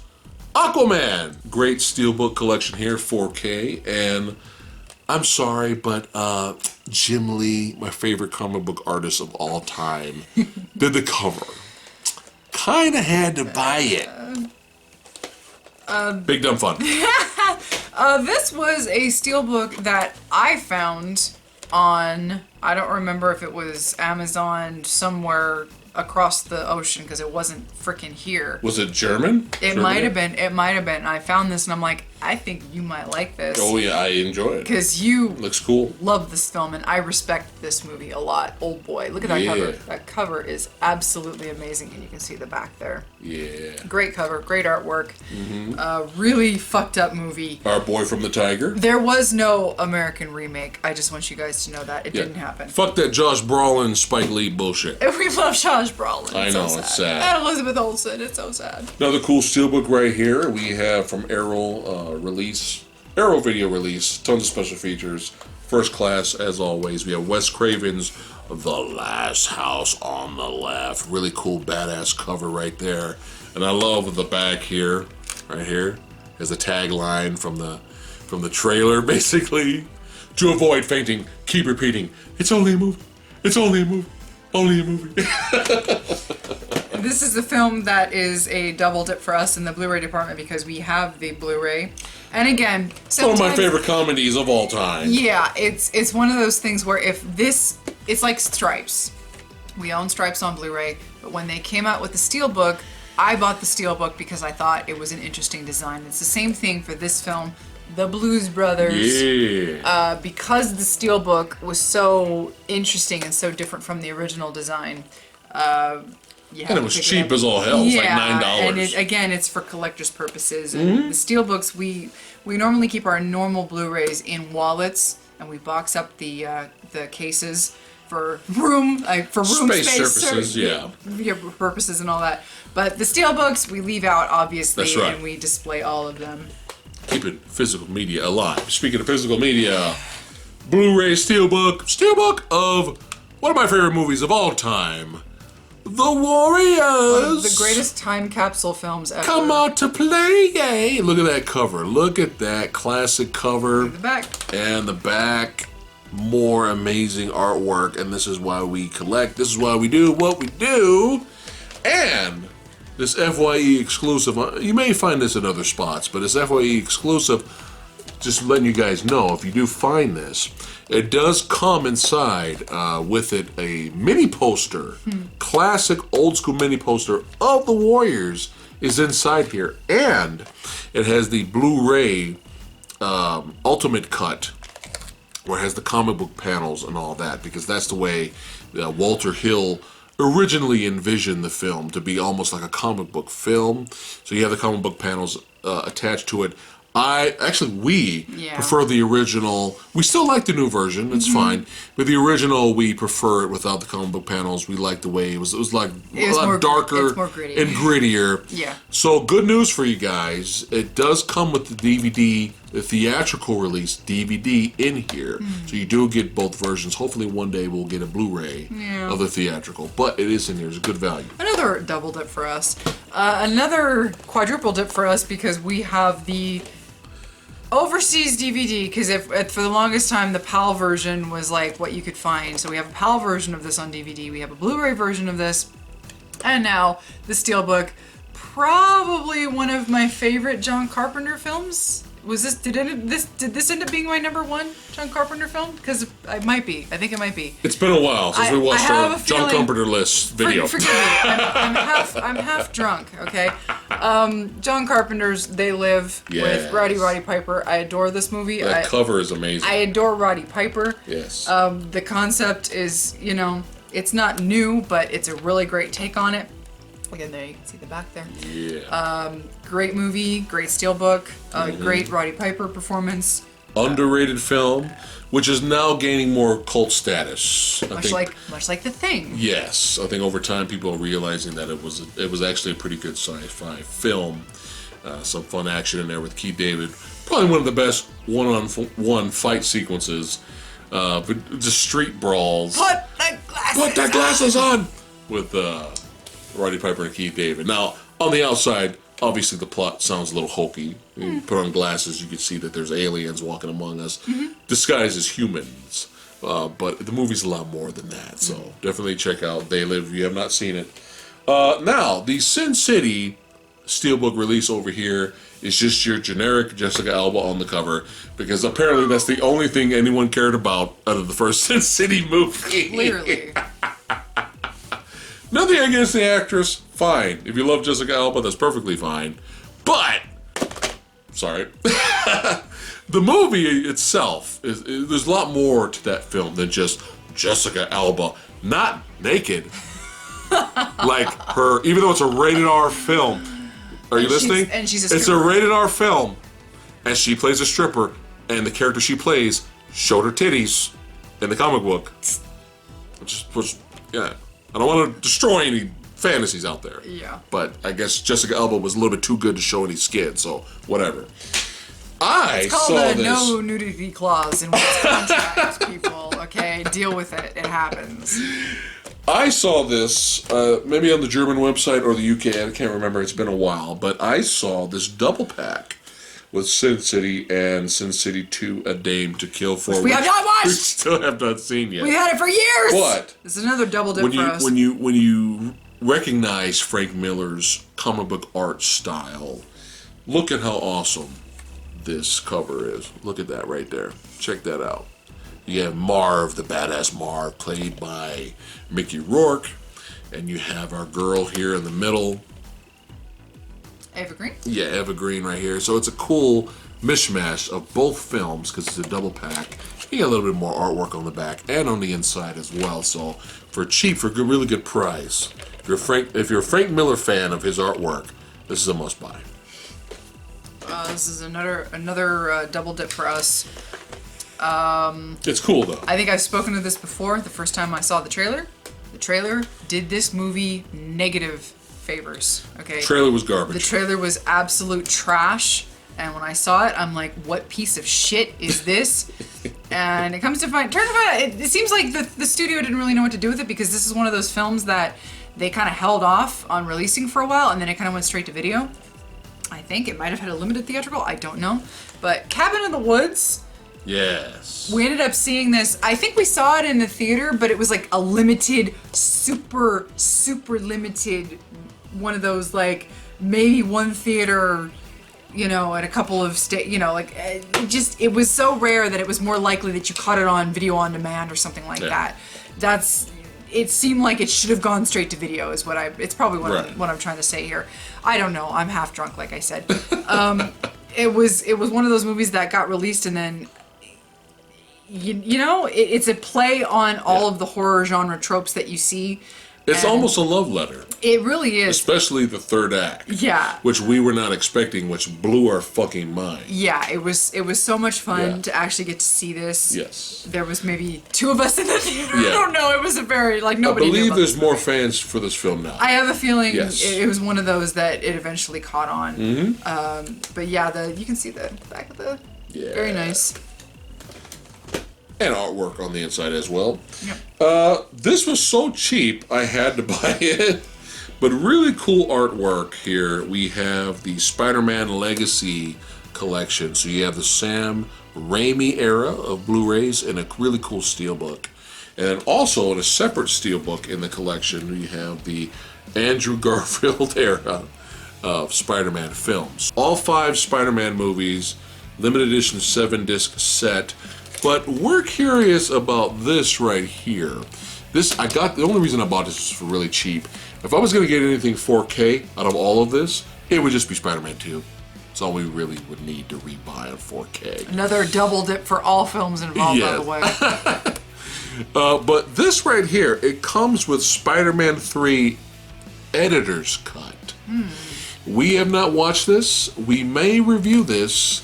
But we are not fans of Spider-Man 3. Spider-Man 3 has its moments, but it's pretty disappointing overall for us. But yeah, really cool artwork. Thank you for taking that up. But yeah, for like $20, I mean, I couldn't really resist picking that up. Oh boy, this was an odd one. But it was worth the watch. Sexy Sumo recently just watched that and he enjoyed it. Society, and very interesting. If you knew the film, that back cover would make a lot of sense to you. Very interesting, worth a watch. Really cool practical makeup effects. Yeah. Bonkers. Yes.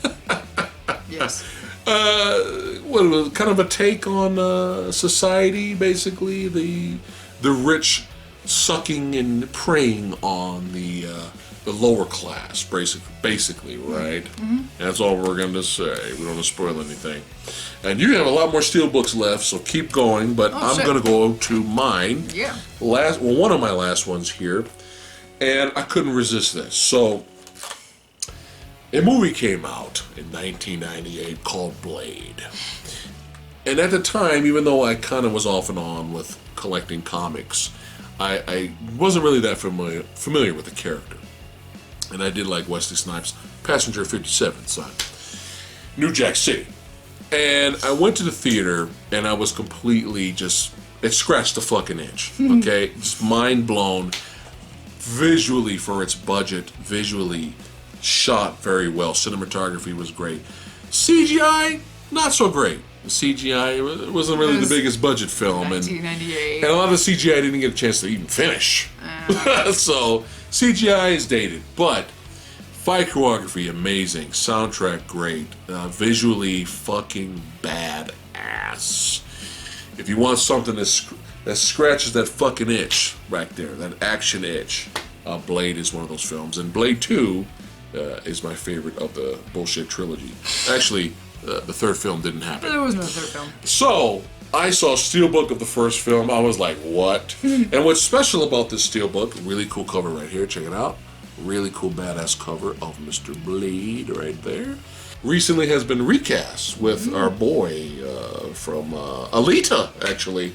Mr. Ali. Oh, was he in Elite also? Yeah. Oh, okay. So, fingers crossed for that. I have a feeling, though, it's going to be PG-13 Blade, which is unfortunate. I saw him in only Luke Cage. Yeah, as great actor. Cottonmouth, which was probably my favorite part of Luke Cage. Yeah. But, I mean, well, fingers crossed for the new Blade. Yep. But I'm always old school Blade here, representing, except for Blade Trinity. But I've always wanted, back in the day when I was a big fan of Blade, I'm still a fan, but when I was collecting posters more often back then. Remember there was a show? No, there wasn't a show, Blade, no. There was a TV show on Spike TV. Yeah. Just saying. Yeah, we had Lazy Eye Blade. Thank God he kept them sunglasses on sometimes. Anyway,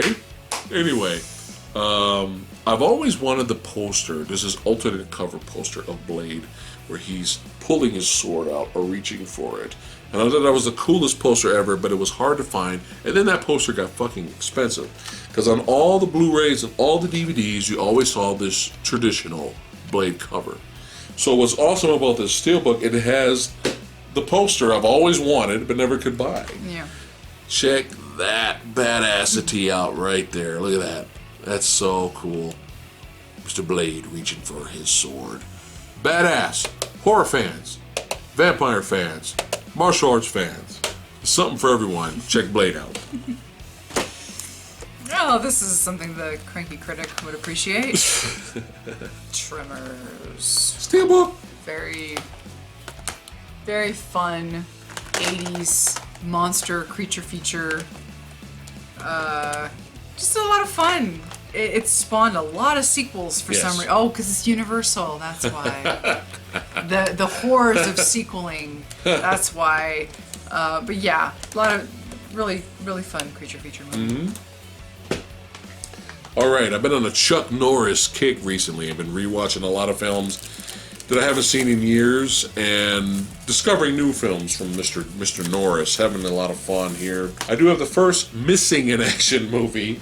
I have not the sequel, so I had to pick up Missing in Action to the Beginning, which is actual prequel to the first film right here. And then we have Missing in Action 3 Braddock. That's right. Both cheesy, both have their horribly bad moments, but both entertaining. There may be an upcoming Chuck Norris top 10 list video. I'm not sure. Remember, I'm revisiting these films as we go along. Now, we got through the entertaining part, cheesy B-movie entertaining part. What the fuck? Delta Force 2 could go fuck itself. Okay? Delta Force 1 was a lot of fun. It was cheesy, but it was an 80s action crowd pleaser with Chuck Norris and Lee Marvin. Billion years later went by, they decided to do a fucking Delta Force 2, and they fucked it up. Okay, they fucked it up. This movie has a few moments of Chuck being cool and a decent fight in it. But this to show you how bad this movie is. Look at this. You see the gun he's holding on here? Okay? You see that big ass grenade launcher gun right there? Right? He's holding the same fucking gun on the cover, and he doesn't use his fucking gun in the movie. This gun's not in the fucking movie. There. Oh damn! I've seen. Yes. Oh my god. Yes. I've seen worse films than this. Okay. But it's got Billy Drago. I know. Thank God Billy Drago's in here hamming it up as the main villain. I've seen worse movies, but this was a disappointment. So yeah, whatever. Goodness. Oh, so this is a Mondo release, a steelbook, of a film that I haven't seen in a really long time, and I know for what it is. It's a little cheesy because it's, you know, early 90s, but it's a good film. I still think it's a good film. Oh, 1989. Ooh, we're on that borderline of 80s and 90s there. Pet Cemetery. Yeah. It's got a really nice cover. It's really cool. It's got its own slip cover, so you see that, and then you remove it, and then you got the back there. Yeah, it's 89. It's got a little bit cheesy in it, but I still enjoy it. Fred Gwynn as you don't want to go down that road is great, brilliant, perfect. He's fantastic. He's we have not seen the remake that came out this year.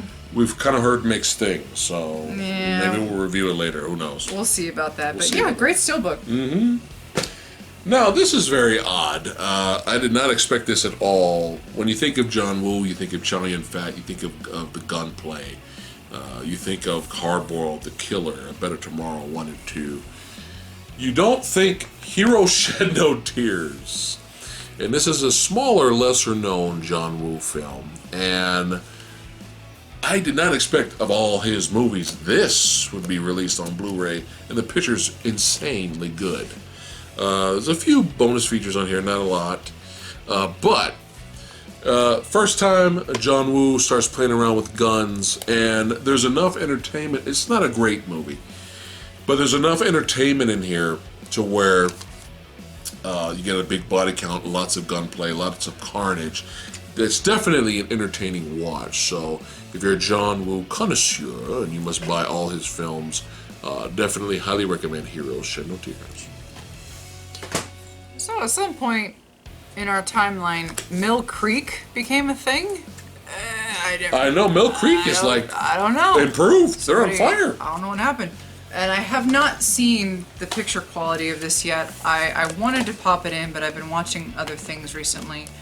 But I'm looking forward to it because, again, we've only had the DVD version, and a DVD can only do so much. But we have the recent steelbook of Mothra, which, as you may remember, I found to be a very, very good film in its own right. And again, it's got its own slipcover, so you've got that on the back, and then you can just pop out, and then it's got more of the movie. That's awesome. That's awesome. Really good film. Precursor to one of the most iconic kaiju in the Godzillaverse. If you know me, you know Mothra is my favorite. She is... Watch our top 10 Godzilla film video. The first time I saw Mothra was in Godzilla vs. Mothra, or Godzilla vs. The Thing. And she absolutely stole my black heart. And I love her to death. Mm-hmm. And her first primary theme song appears in her first film. And it's a great film. It's a really great film. I can't wait to see the Blu-ray picture quality of this. And thank God for this, too, because the DVD that we have, pictures, it's not great. It's a DVD. Yeah. It's a very old DVD. Yeah. At least it was in, it had its original language. Was it widescreen? I don't remember if it was made in widescreen or not. Oh, okay. You'd think I'd remember. I just watched it earlier this year. We have a lot of movies. We have some Well Go USA releases right here. We have, looking forward to watching these, we have The Thousand Faces of Dunjia, directed by Yuen Wu-ping and written and produced by Choi Hark. Oh boy. Holy crap. Written and produced by Choi Hark, directed by Yuen Wu-ping. Oh, should my expectations be high or low? I don't know. I'm kind of freaking out. Don't really know anything about this. It says it's a visually stunning fantasy adventure. I guess I can expect that. Looking forward to check this out, especially with these names that are attached to this project. And the next one is we have The Unity of Heroes, starring one of my favorite martial art actors, Vincent Zhao. That's right. And the reason why I bought this was because if you guys don't know, after Once Upon a Time in China 3, Jet Li and Choi Hark at the time kind of had a falling out. And so they brought in Vincent Zhao to take the place of Jet Li as the Wong Fei Hung character in Once Upon a Time in China 4 and 5. Jet Li came back for 6, but that's only because Sammo Hung directed that one. And out of nowhere, a billion years later, they decided to make another Wong Fei Hung film, and they brought Vincent Zhao back as the character. So, for nostalgia reasons, I'm looking forward to checking this one out. And last, we have Master Z, part of the Ip Man legacy here, starring Dave Bautista, the iconic Michelle Yeoh, and Max Zhang. He's definitely one of the newcomers who's actually fucking badass. Check out his work. So if you've seen Ip Man 3 starring Donnie Yen, he ends up being the main, not necessarily antagonist, kind of, but he faces off with Donnie Yen at the end of that movie. But this is a spin-off film starring this character. It's an actual sequel to Ip Man 3. So I heard good things about... Oh, shit! Directed by Yuen Woo-ping. Dude! Isn't Yuen Woo-ping like 98 years old? This dude is the shit! So at least we know we're gonna... Oh, shit! Tony Jaa's in this, too! Holy shit! Oh, man. Alright, so... We really might do a movie dojo review of this. We really need to start watching our films. This is going to be a triple dip for us. We have the DVD release, and then we have the Blu-ray release. And I'm not gonna lie, I bought this... Well, I wanted this solely for the cover. This is another Steelbook edition. The Steelbook artwork is so beautiful. It is for Peter Jackson's remake of King Kong. And that cover right there, I absolutely adore it. It just encapsulates so much of the film, and then you got the back cover right there. That's why I buy Steelbooks, 'cause it's really cool. Yeah, is it overly long? Yeah. Yeah. But I think if you've got like 3 hours to kill, it's a fun, kind of sad, but It's well done, though. it's Not perfect, but it's well done. I enjoy it, and the score is fantastic. Alright. I got some superhero films here. Animated. We have Reign of the Superman, the DC Universe film right here. Reign of the Superman right here. Sequeling the Death of the Superman film that came before it, which I highly recommend. It's badass. It's amazing. Make sure you guys go out and buy Death of Superman animated film. But this is the sequel. Have not seen this yet, so hopefully it's pretty good. And we have one of my favorite movies of last year. It's just a lot of fun. I know some people may look at it as being maybe a little bit overhyped, and I kind of get that, I understand that, but just remove the hype. Remove the Academy Award nominated or whatever winner, what film award. Remove all that. Remove all the hype. And just look at it as a fun, entertaining, animated film that pretty much came the fuck out of nowhere. And that's Spider-Man Into the Spider-Verse for 4K. Very fun, very entertaining film. Amazing animation, and hopefully we get more of these. This is another double dip for... I think everything in this pile at this point on is going to be a double dip for us. Again, this is Steelbook. You know, we love artwork. And the more interesting and... See? Yeah, the more interesting the artwork and the more thought they put into it, the better. We have Kingsman, The Secret Service. And as far as I'm concerned, there was no sequel to this film. Yeah, fuck that movie. Yeah, this movie, Kingsman, we had a lot of fun watching it in the theater when it came out. It's a really fun film. Yes. I really enjoy it. Watching it again, I still enjoy it. Steelbook, great. One of Matthew Vaughn's best. And we did see the trailer to the new movie, The Kingsmen. And it's a prequel starring Ralph Fiennes. And visually, it looks good. The trailer looks good, but it's just kind of sad that the second movie sucked donkey dick. Dumpster fire. Yeah. All right, we're going to do a speed run now. So you can just, as soon as I go through all this, go through all your Steelbooks. All right, got this for really cheap. Heard really good things about this, and you got to love the cast. We got Woody Harrelson, Christopher Walken, Colin Farrell, Sam Rockwell, and many more. We have 7 Psychopaths. Heard this is a really good movie that nobody talks about. It's one of those under-the-radar films, small movies, but I heard it's really good stuff. Got that for like $5. And another movie where you take the hype away. Take the Best Picture Academy Award away and watch it with the eyes of how it's supposed to be watched, as a low-budget, independent film that's a love letter to cinema. It's inspired by Singing in the Rain, but it's mostly a love letter to the old movies, and that's how you're supposed to watch it, and that's how I watch it. But if you watch it with like, oh man, this movie won 10 billion Academy Awards, this must be the greatest movie ever, you're probably going to hate it. But I watched it the way it was supposed to be watched, and I really enjoyed it, and that is The Artist. Definitely something you didn't think Fat Samurai Guy would have enjoyed, but I had a lot of fun with this. Definitely a love letter to Singing in the Rain, Hollywood, and the silent film era. I would like to show this to you one day, if you don't mind. That'll probably be what I would, and my family would call a grandpa film. My grandfather was a projectionist. I am getting old. My grandfather was a career projectionist. He was a projectionist in World War II. He was in the Army. And he stayed a projectionist all the way up until his retirement, until the early 1990s. And that's what he did. He ran films in the VA hospital. And I think my cousin, the Cranky Critic, and I, we have a lot of fondness for films, partly because of him. Yeah, that's where it probably comes from. I have a feeling that movie would have been something that my grandfather would have enjoyed. Mm-hmm. Now, a completely 180 here.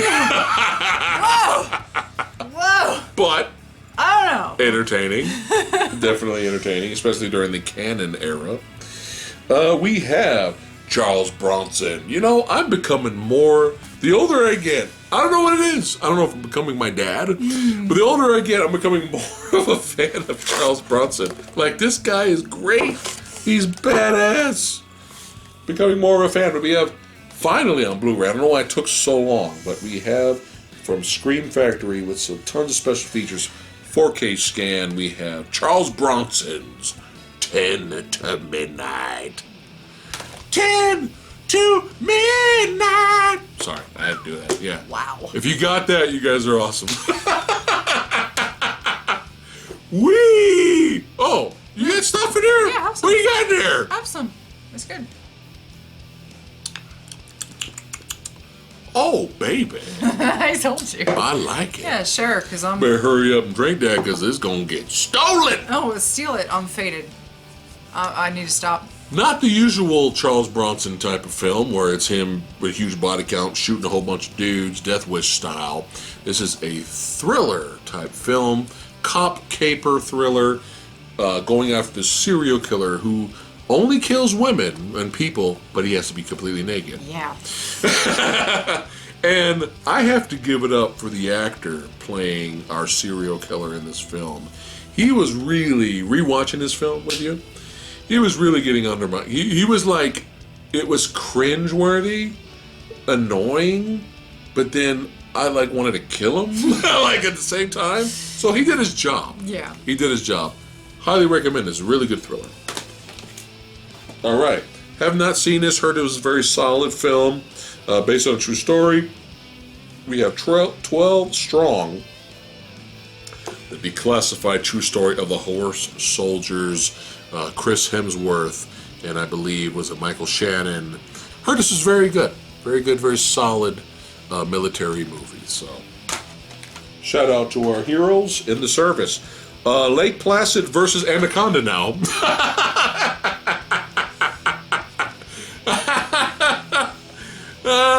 Robert Englund's in this. What? Oh, God. What? Put it in right now. Oh, no. Crocs on the dock. Snakes on the lake. This is going to be high quality, highbrow entertainment right here. I have a feeling this will be a react and review video. Ooh. Yes. So we have a little fun, another double dip. I think everything else at this point is going to be a double dip. Yeah.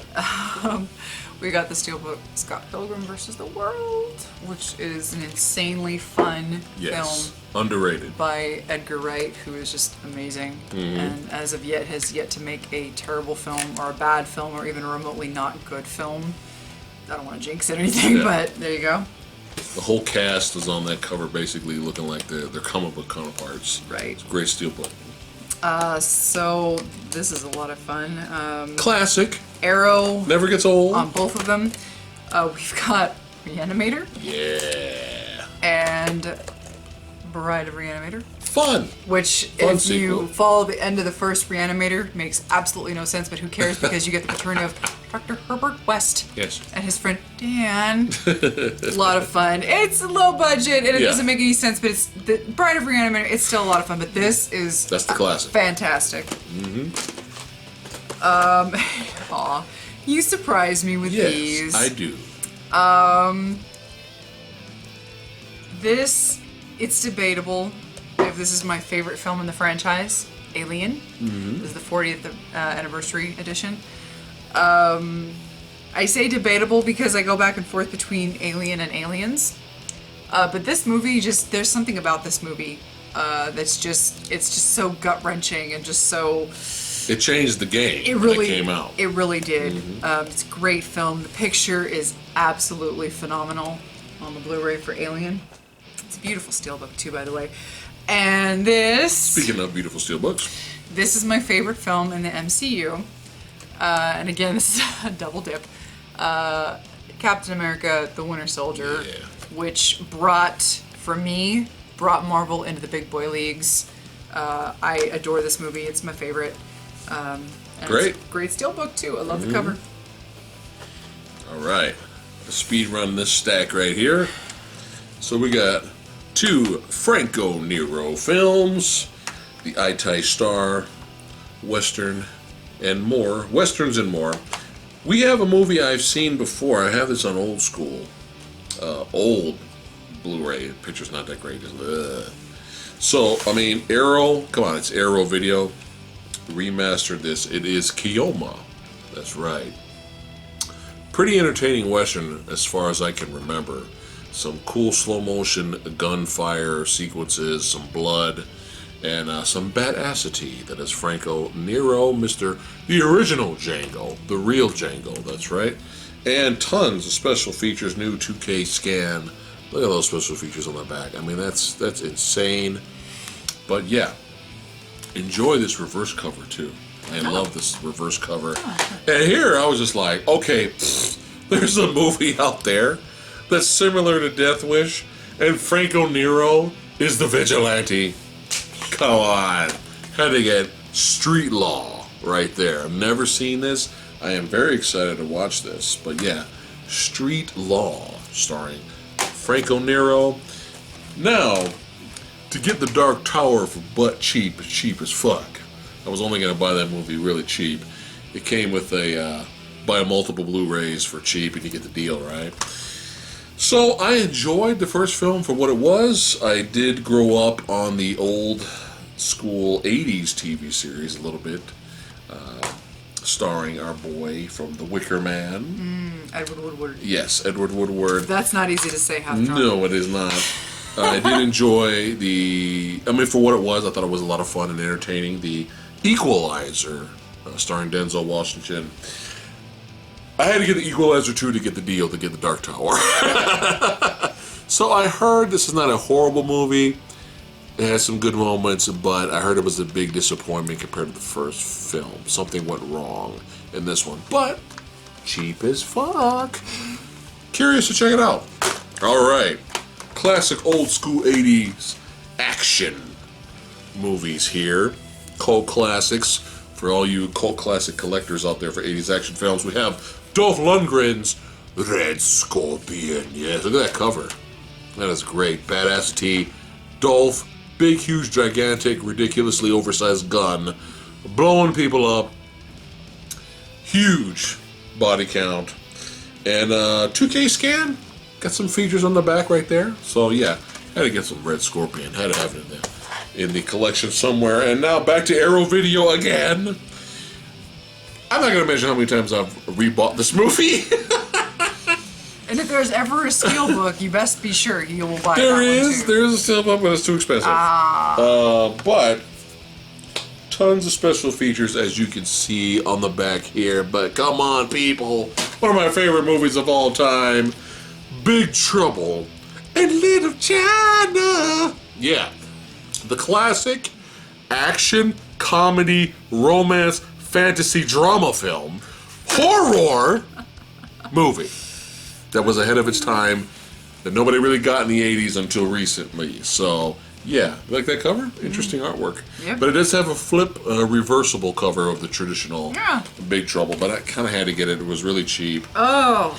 And we got to the Ninan stack now. Oh, yeah. We're at Mr. Ninan Lucic, our boy. Our crazy German friend. Our buddy. Who A man of many talents. He's an actor slash model. Who keeps sending us stuff because he's Stop insane. sending us stuff, Ninan. He's insane. Stop spending money on us, you crazy. We know man. money is hard, but we Come on, love you. It's all good. Come on, man. So he went and God, this whole stack. Ninan, you're insane, buddy. You are crazy. So a review to come for this pretty soon. Iceman. Is Triple Threat. Yes. A review will come soon. Yes. For Triple Threat. I know a lot of you out there have been wanting us to review this for a long time. There is a reason why there's been a delay for it. Yeah. We'll get to the review. And Scott Adkins' Avengement as well. Oh, Avengement. Yeah, we'll get to that. Anyway, this is film. The English translation, I believe. Is this based off a play? What is this? I believe so. He sent me a script, and I read through the script of the stage play. Basically, the translation I think is God of Carnage, I believe. But this is a film adaptation of that stage play from Roman Polanski with a bunch of of people that you recognize: Jodie Foster, Kate Winslet, John C. Reilly, Christoph Waltz. I read the stage play. It sounds very interesting in that it is a character study of idiots. Sounds like fun. Idiot people behaving idiotically because they're humans and humans are morons. So there you go. Personification of that. He also sent us, oh my god.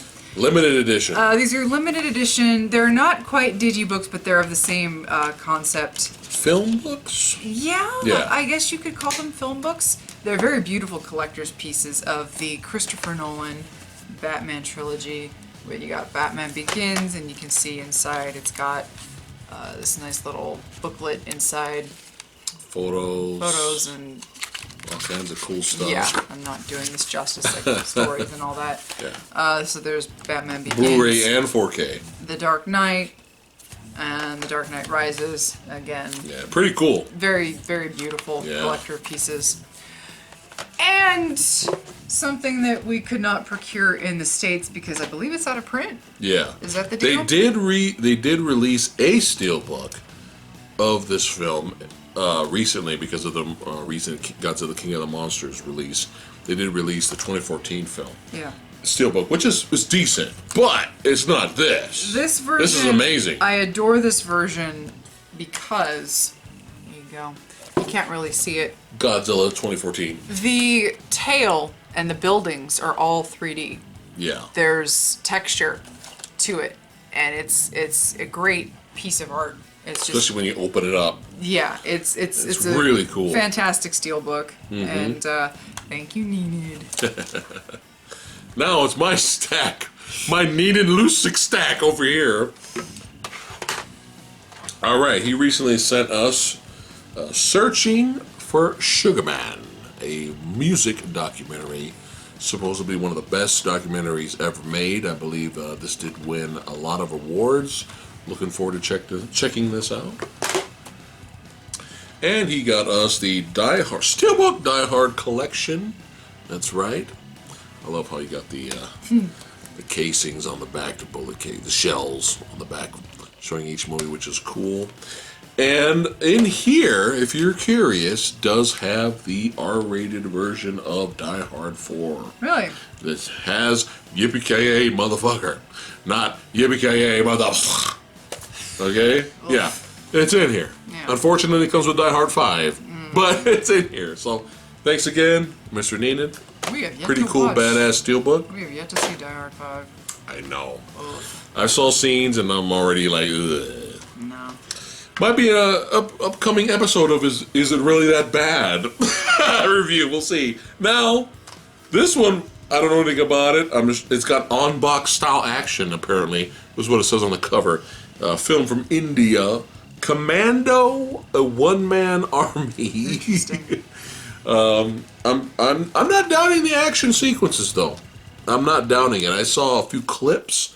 This dude's pretty badass. So, looking forward to checking that out. Now, the finale of the video here. Ninan, what are you doing, brother? What are you doing? Mr. Iceman, Ninan Lucic, lost his mind and decided to buy us this set here. And luckily, thankfully, you know, he got a good deal on it, because we don't want people spending a lot of money on us. Where, you know, yeah. We really appreciate it. Thank you, but you know, we know times are tough. Yeah. But we share something in common, us and Mr. Ninan, and that is the love for Bud Spencer and Terence Hill. That's right. We have recently watched the Trinity films and became instant fans of them. I've kind of seen a few films here and there of them a few years ago, so I was aware of them. But seeing the Trinity films, we really developed a love for them. And we're huge fans of them now, and unfortunately, because it fucking sucks over here, you can't find fucking movies of anything. We were lucky to get the 2 Trinity films that came out on Blu-ray here. We're lucky to get that. Yeah. This is what we have to go through over here. Check this out. On Amazon Prime, they had a Bud Spencer Terence Hill film called Watch Out, We're Mad. We watched it and completely fell in love with it. Oh. Action comedy, bonkers, over the top, but so much fun. Oh. And we were like, oh my god, it's become personally one of my favorite movies now. Literally one of my favorite movies. It's a great movie to pop in when you're just having kind of a shitty day. Yeah. And you just want to just sit back and have a good, fun laugh. Because the chemistry between these two are great. And they get some good fight scenes and some few stunts, and it's comedy. It's a blast. Yeah. So guess what I did, folks? I'm like, I want to buy that movie. I enjoy it. It's one of my favorite movies now. I want to buy it. So guess what I do? I go to Amazon.com, which we shop a lot, and I went there, and guess what? There's no Blu-ray, there's nothing, and I came across this, and I paid like $22 for this piece of shit, because supposedly it's remastered, but this was the only copy I could find of Watch Out, We're Mad on DVD. And look at this on the back here, full-length feature film, digitally remastered. When I pop this piece of shit in, the picture is garbage. Look at these screenshots on the back. It's not even widescreen. Garbage. Yeah. And I was like, well, I guess this is the only way I can own this movie. Right? Mr. Ninan took care of that problem for us. And my mind was blown and my head exploded when I got this in the mail. A full 10? Ninan, what are you doing, buddy? Full 10 disc. This has become rare now, by the way. 10 movies, Blu-rays, starring Bud Spencer and the amazing Terence Hill box set. Look at this. Look at this. And supposedly, this is rare. And Watch Out, We're Mad is right here. Yes. Alright, these are the German releases for these films, but they do have English dub tracks on here. But look at this, 10 movies. He went all out. None of this is available here in America, and that's a shame. That's really sad. We got to think outside the box. You know, there's so many good films out there, you know, that are foreign films or in other countries. There's so many good cinema out there that we don't know exist besides the Trinity films. And it was such a very nice for him to buy this for us. We are very, very, very happy that he did this for us. He did not have to do that. And then after this, which was enough, this was enough, okay? No, he had to throw in more Bud Spencer and Terence Hill movies. He had to throw in extras that weren't included in the box set, but apparently over there they were pretty cheap, and he got them for a really good price, I hope. Yeah. Needed. Yeah, needed. So, he's a huge fan of Bud Spencer. He even has a badass tattoo on his arm representing Bud Spencer. And I might have to use our channel to let other people know of the genius and fun and, you know, greatness of Bud Spencer and Terence Hill, and kind of get the word out there.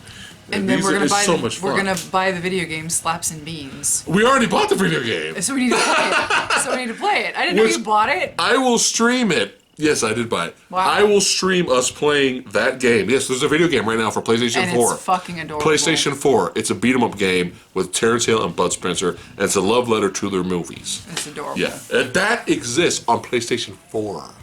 Yeah, so we're going to stream that on the channel for fun of us playing. But thank you again, Ninan, for our stack. We really appreciate it. And that's it for today's haul. That's it for today's video. Phat pickups. Did you survive? Did you make it with us? Did you make it? Jesus. How did you do it? How did you do it? How do you guys do this? But we love talking about movies and cinema with you guys. Let us know in the comments below if you have any questions about any of our most recent haul, the pickup haul, which is pretty ridiculous, or recommendations. Let us know in the comments below. We appreciate all you badasses, movie collectors, for watching, sticking with the channel. Don't forget to like, share, and subscribe. Hit that notification bell, and we'll see you guys next time. Peace out. Like, share, subscribe. Like, share, subscribe. I did hear rumors of a remake. Let us know your thoughts in the comments below of a remake possibility with Candyman. So if you like it or not, but definitely one of the best supernatural horrors.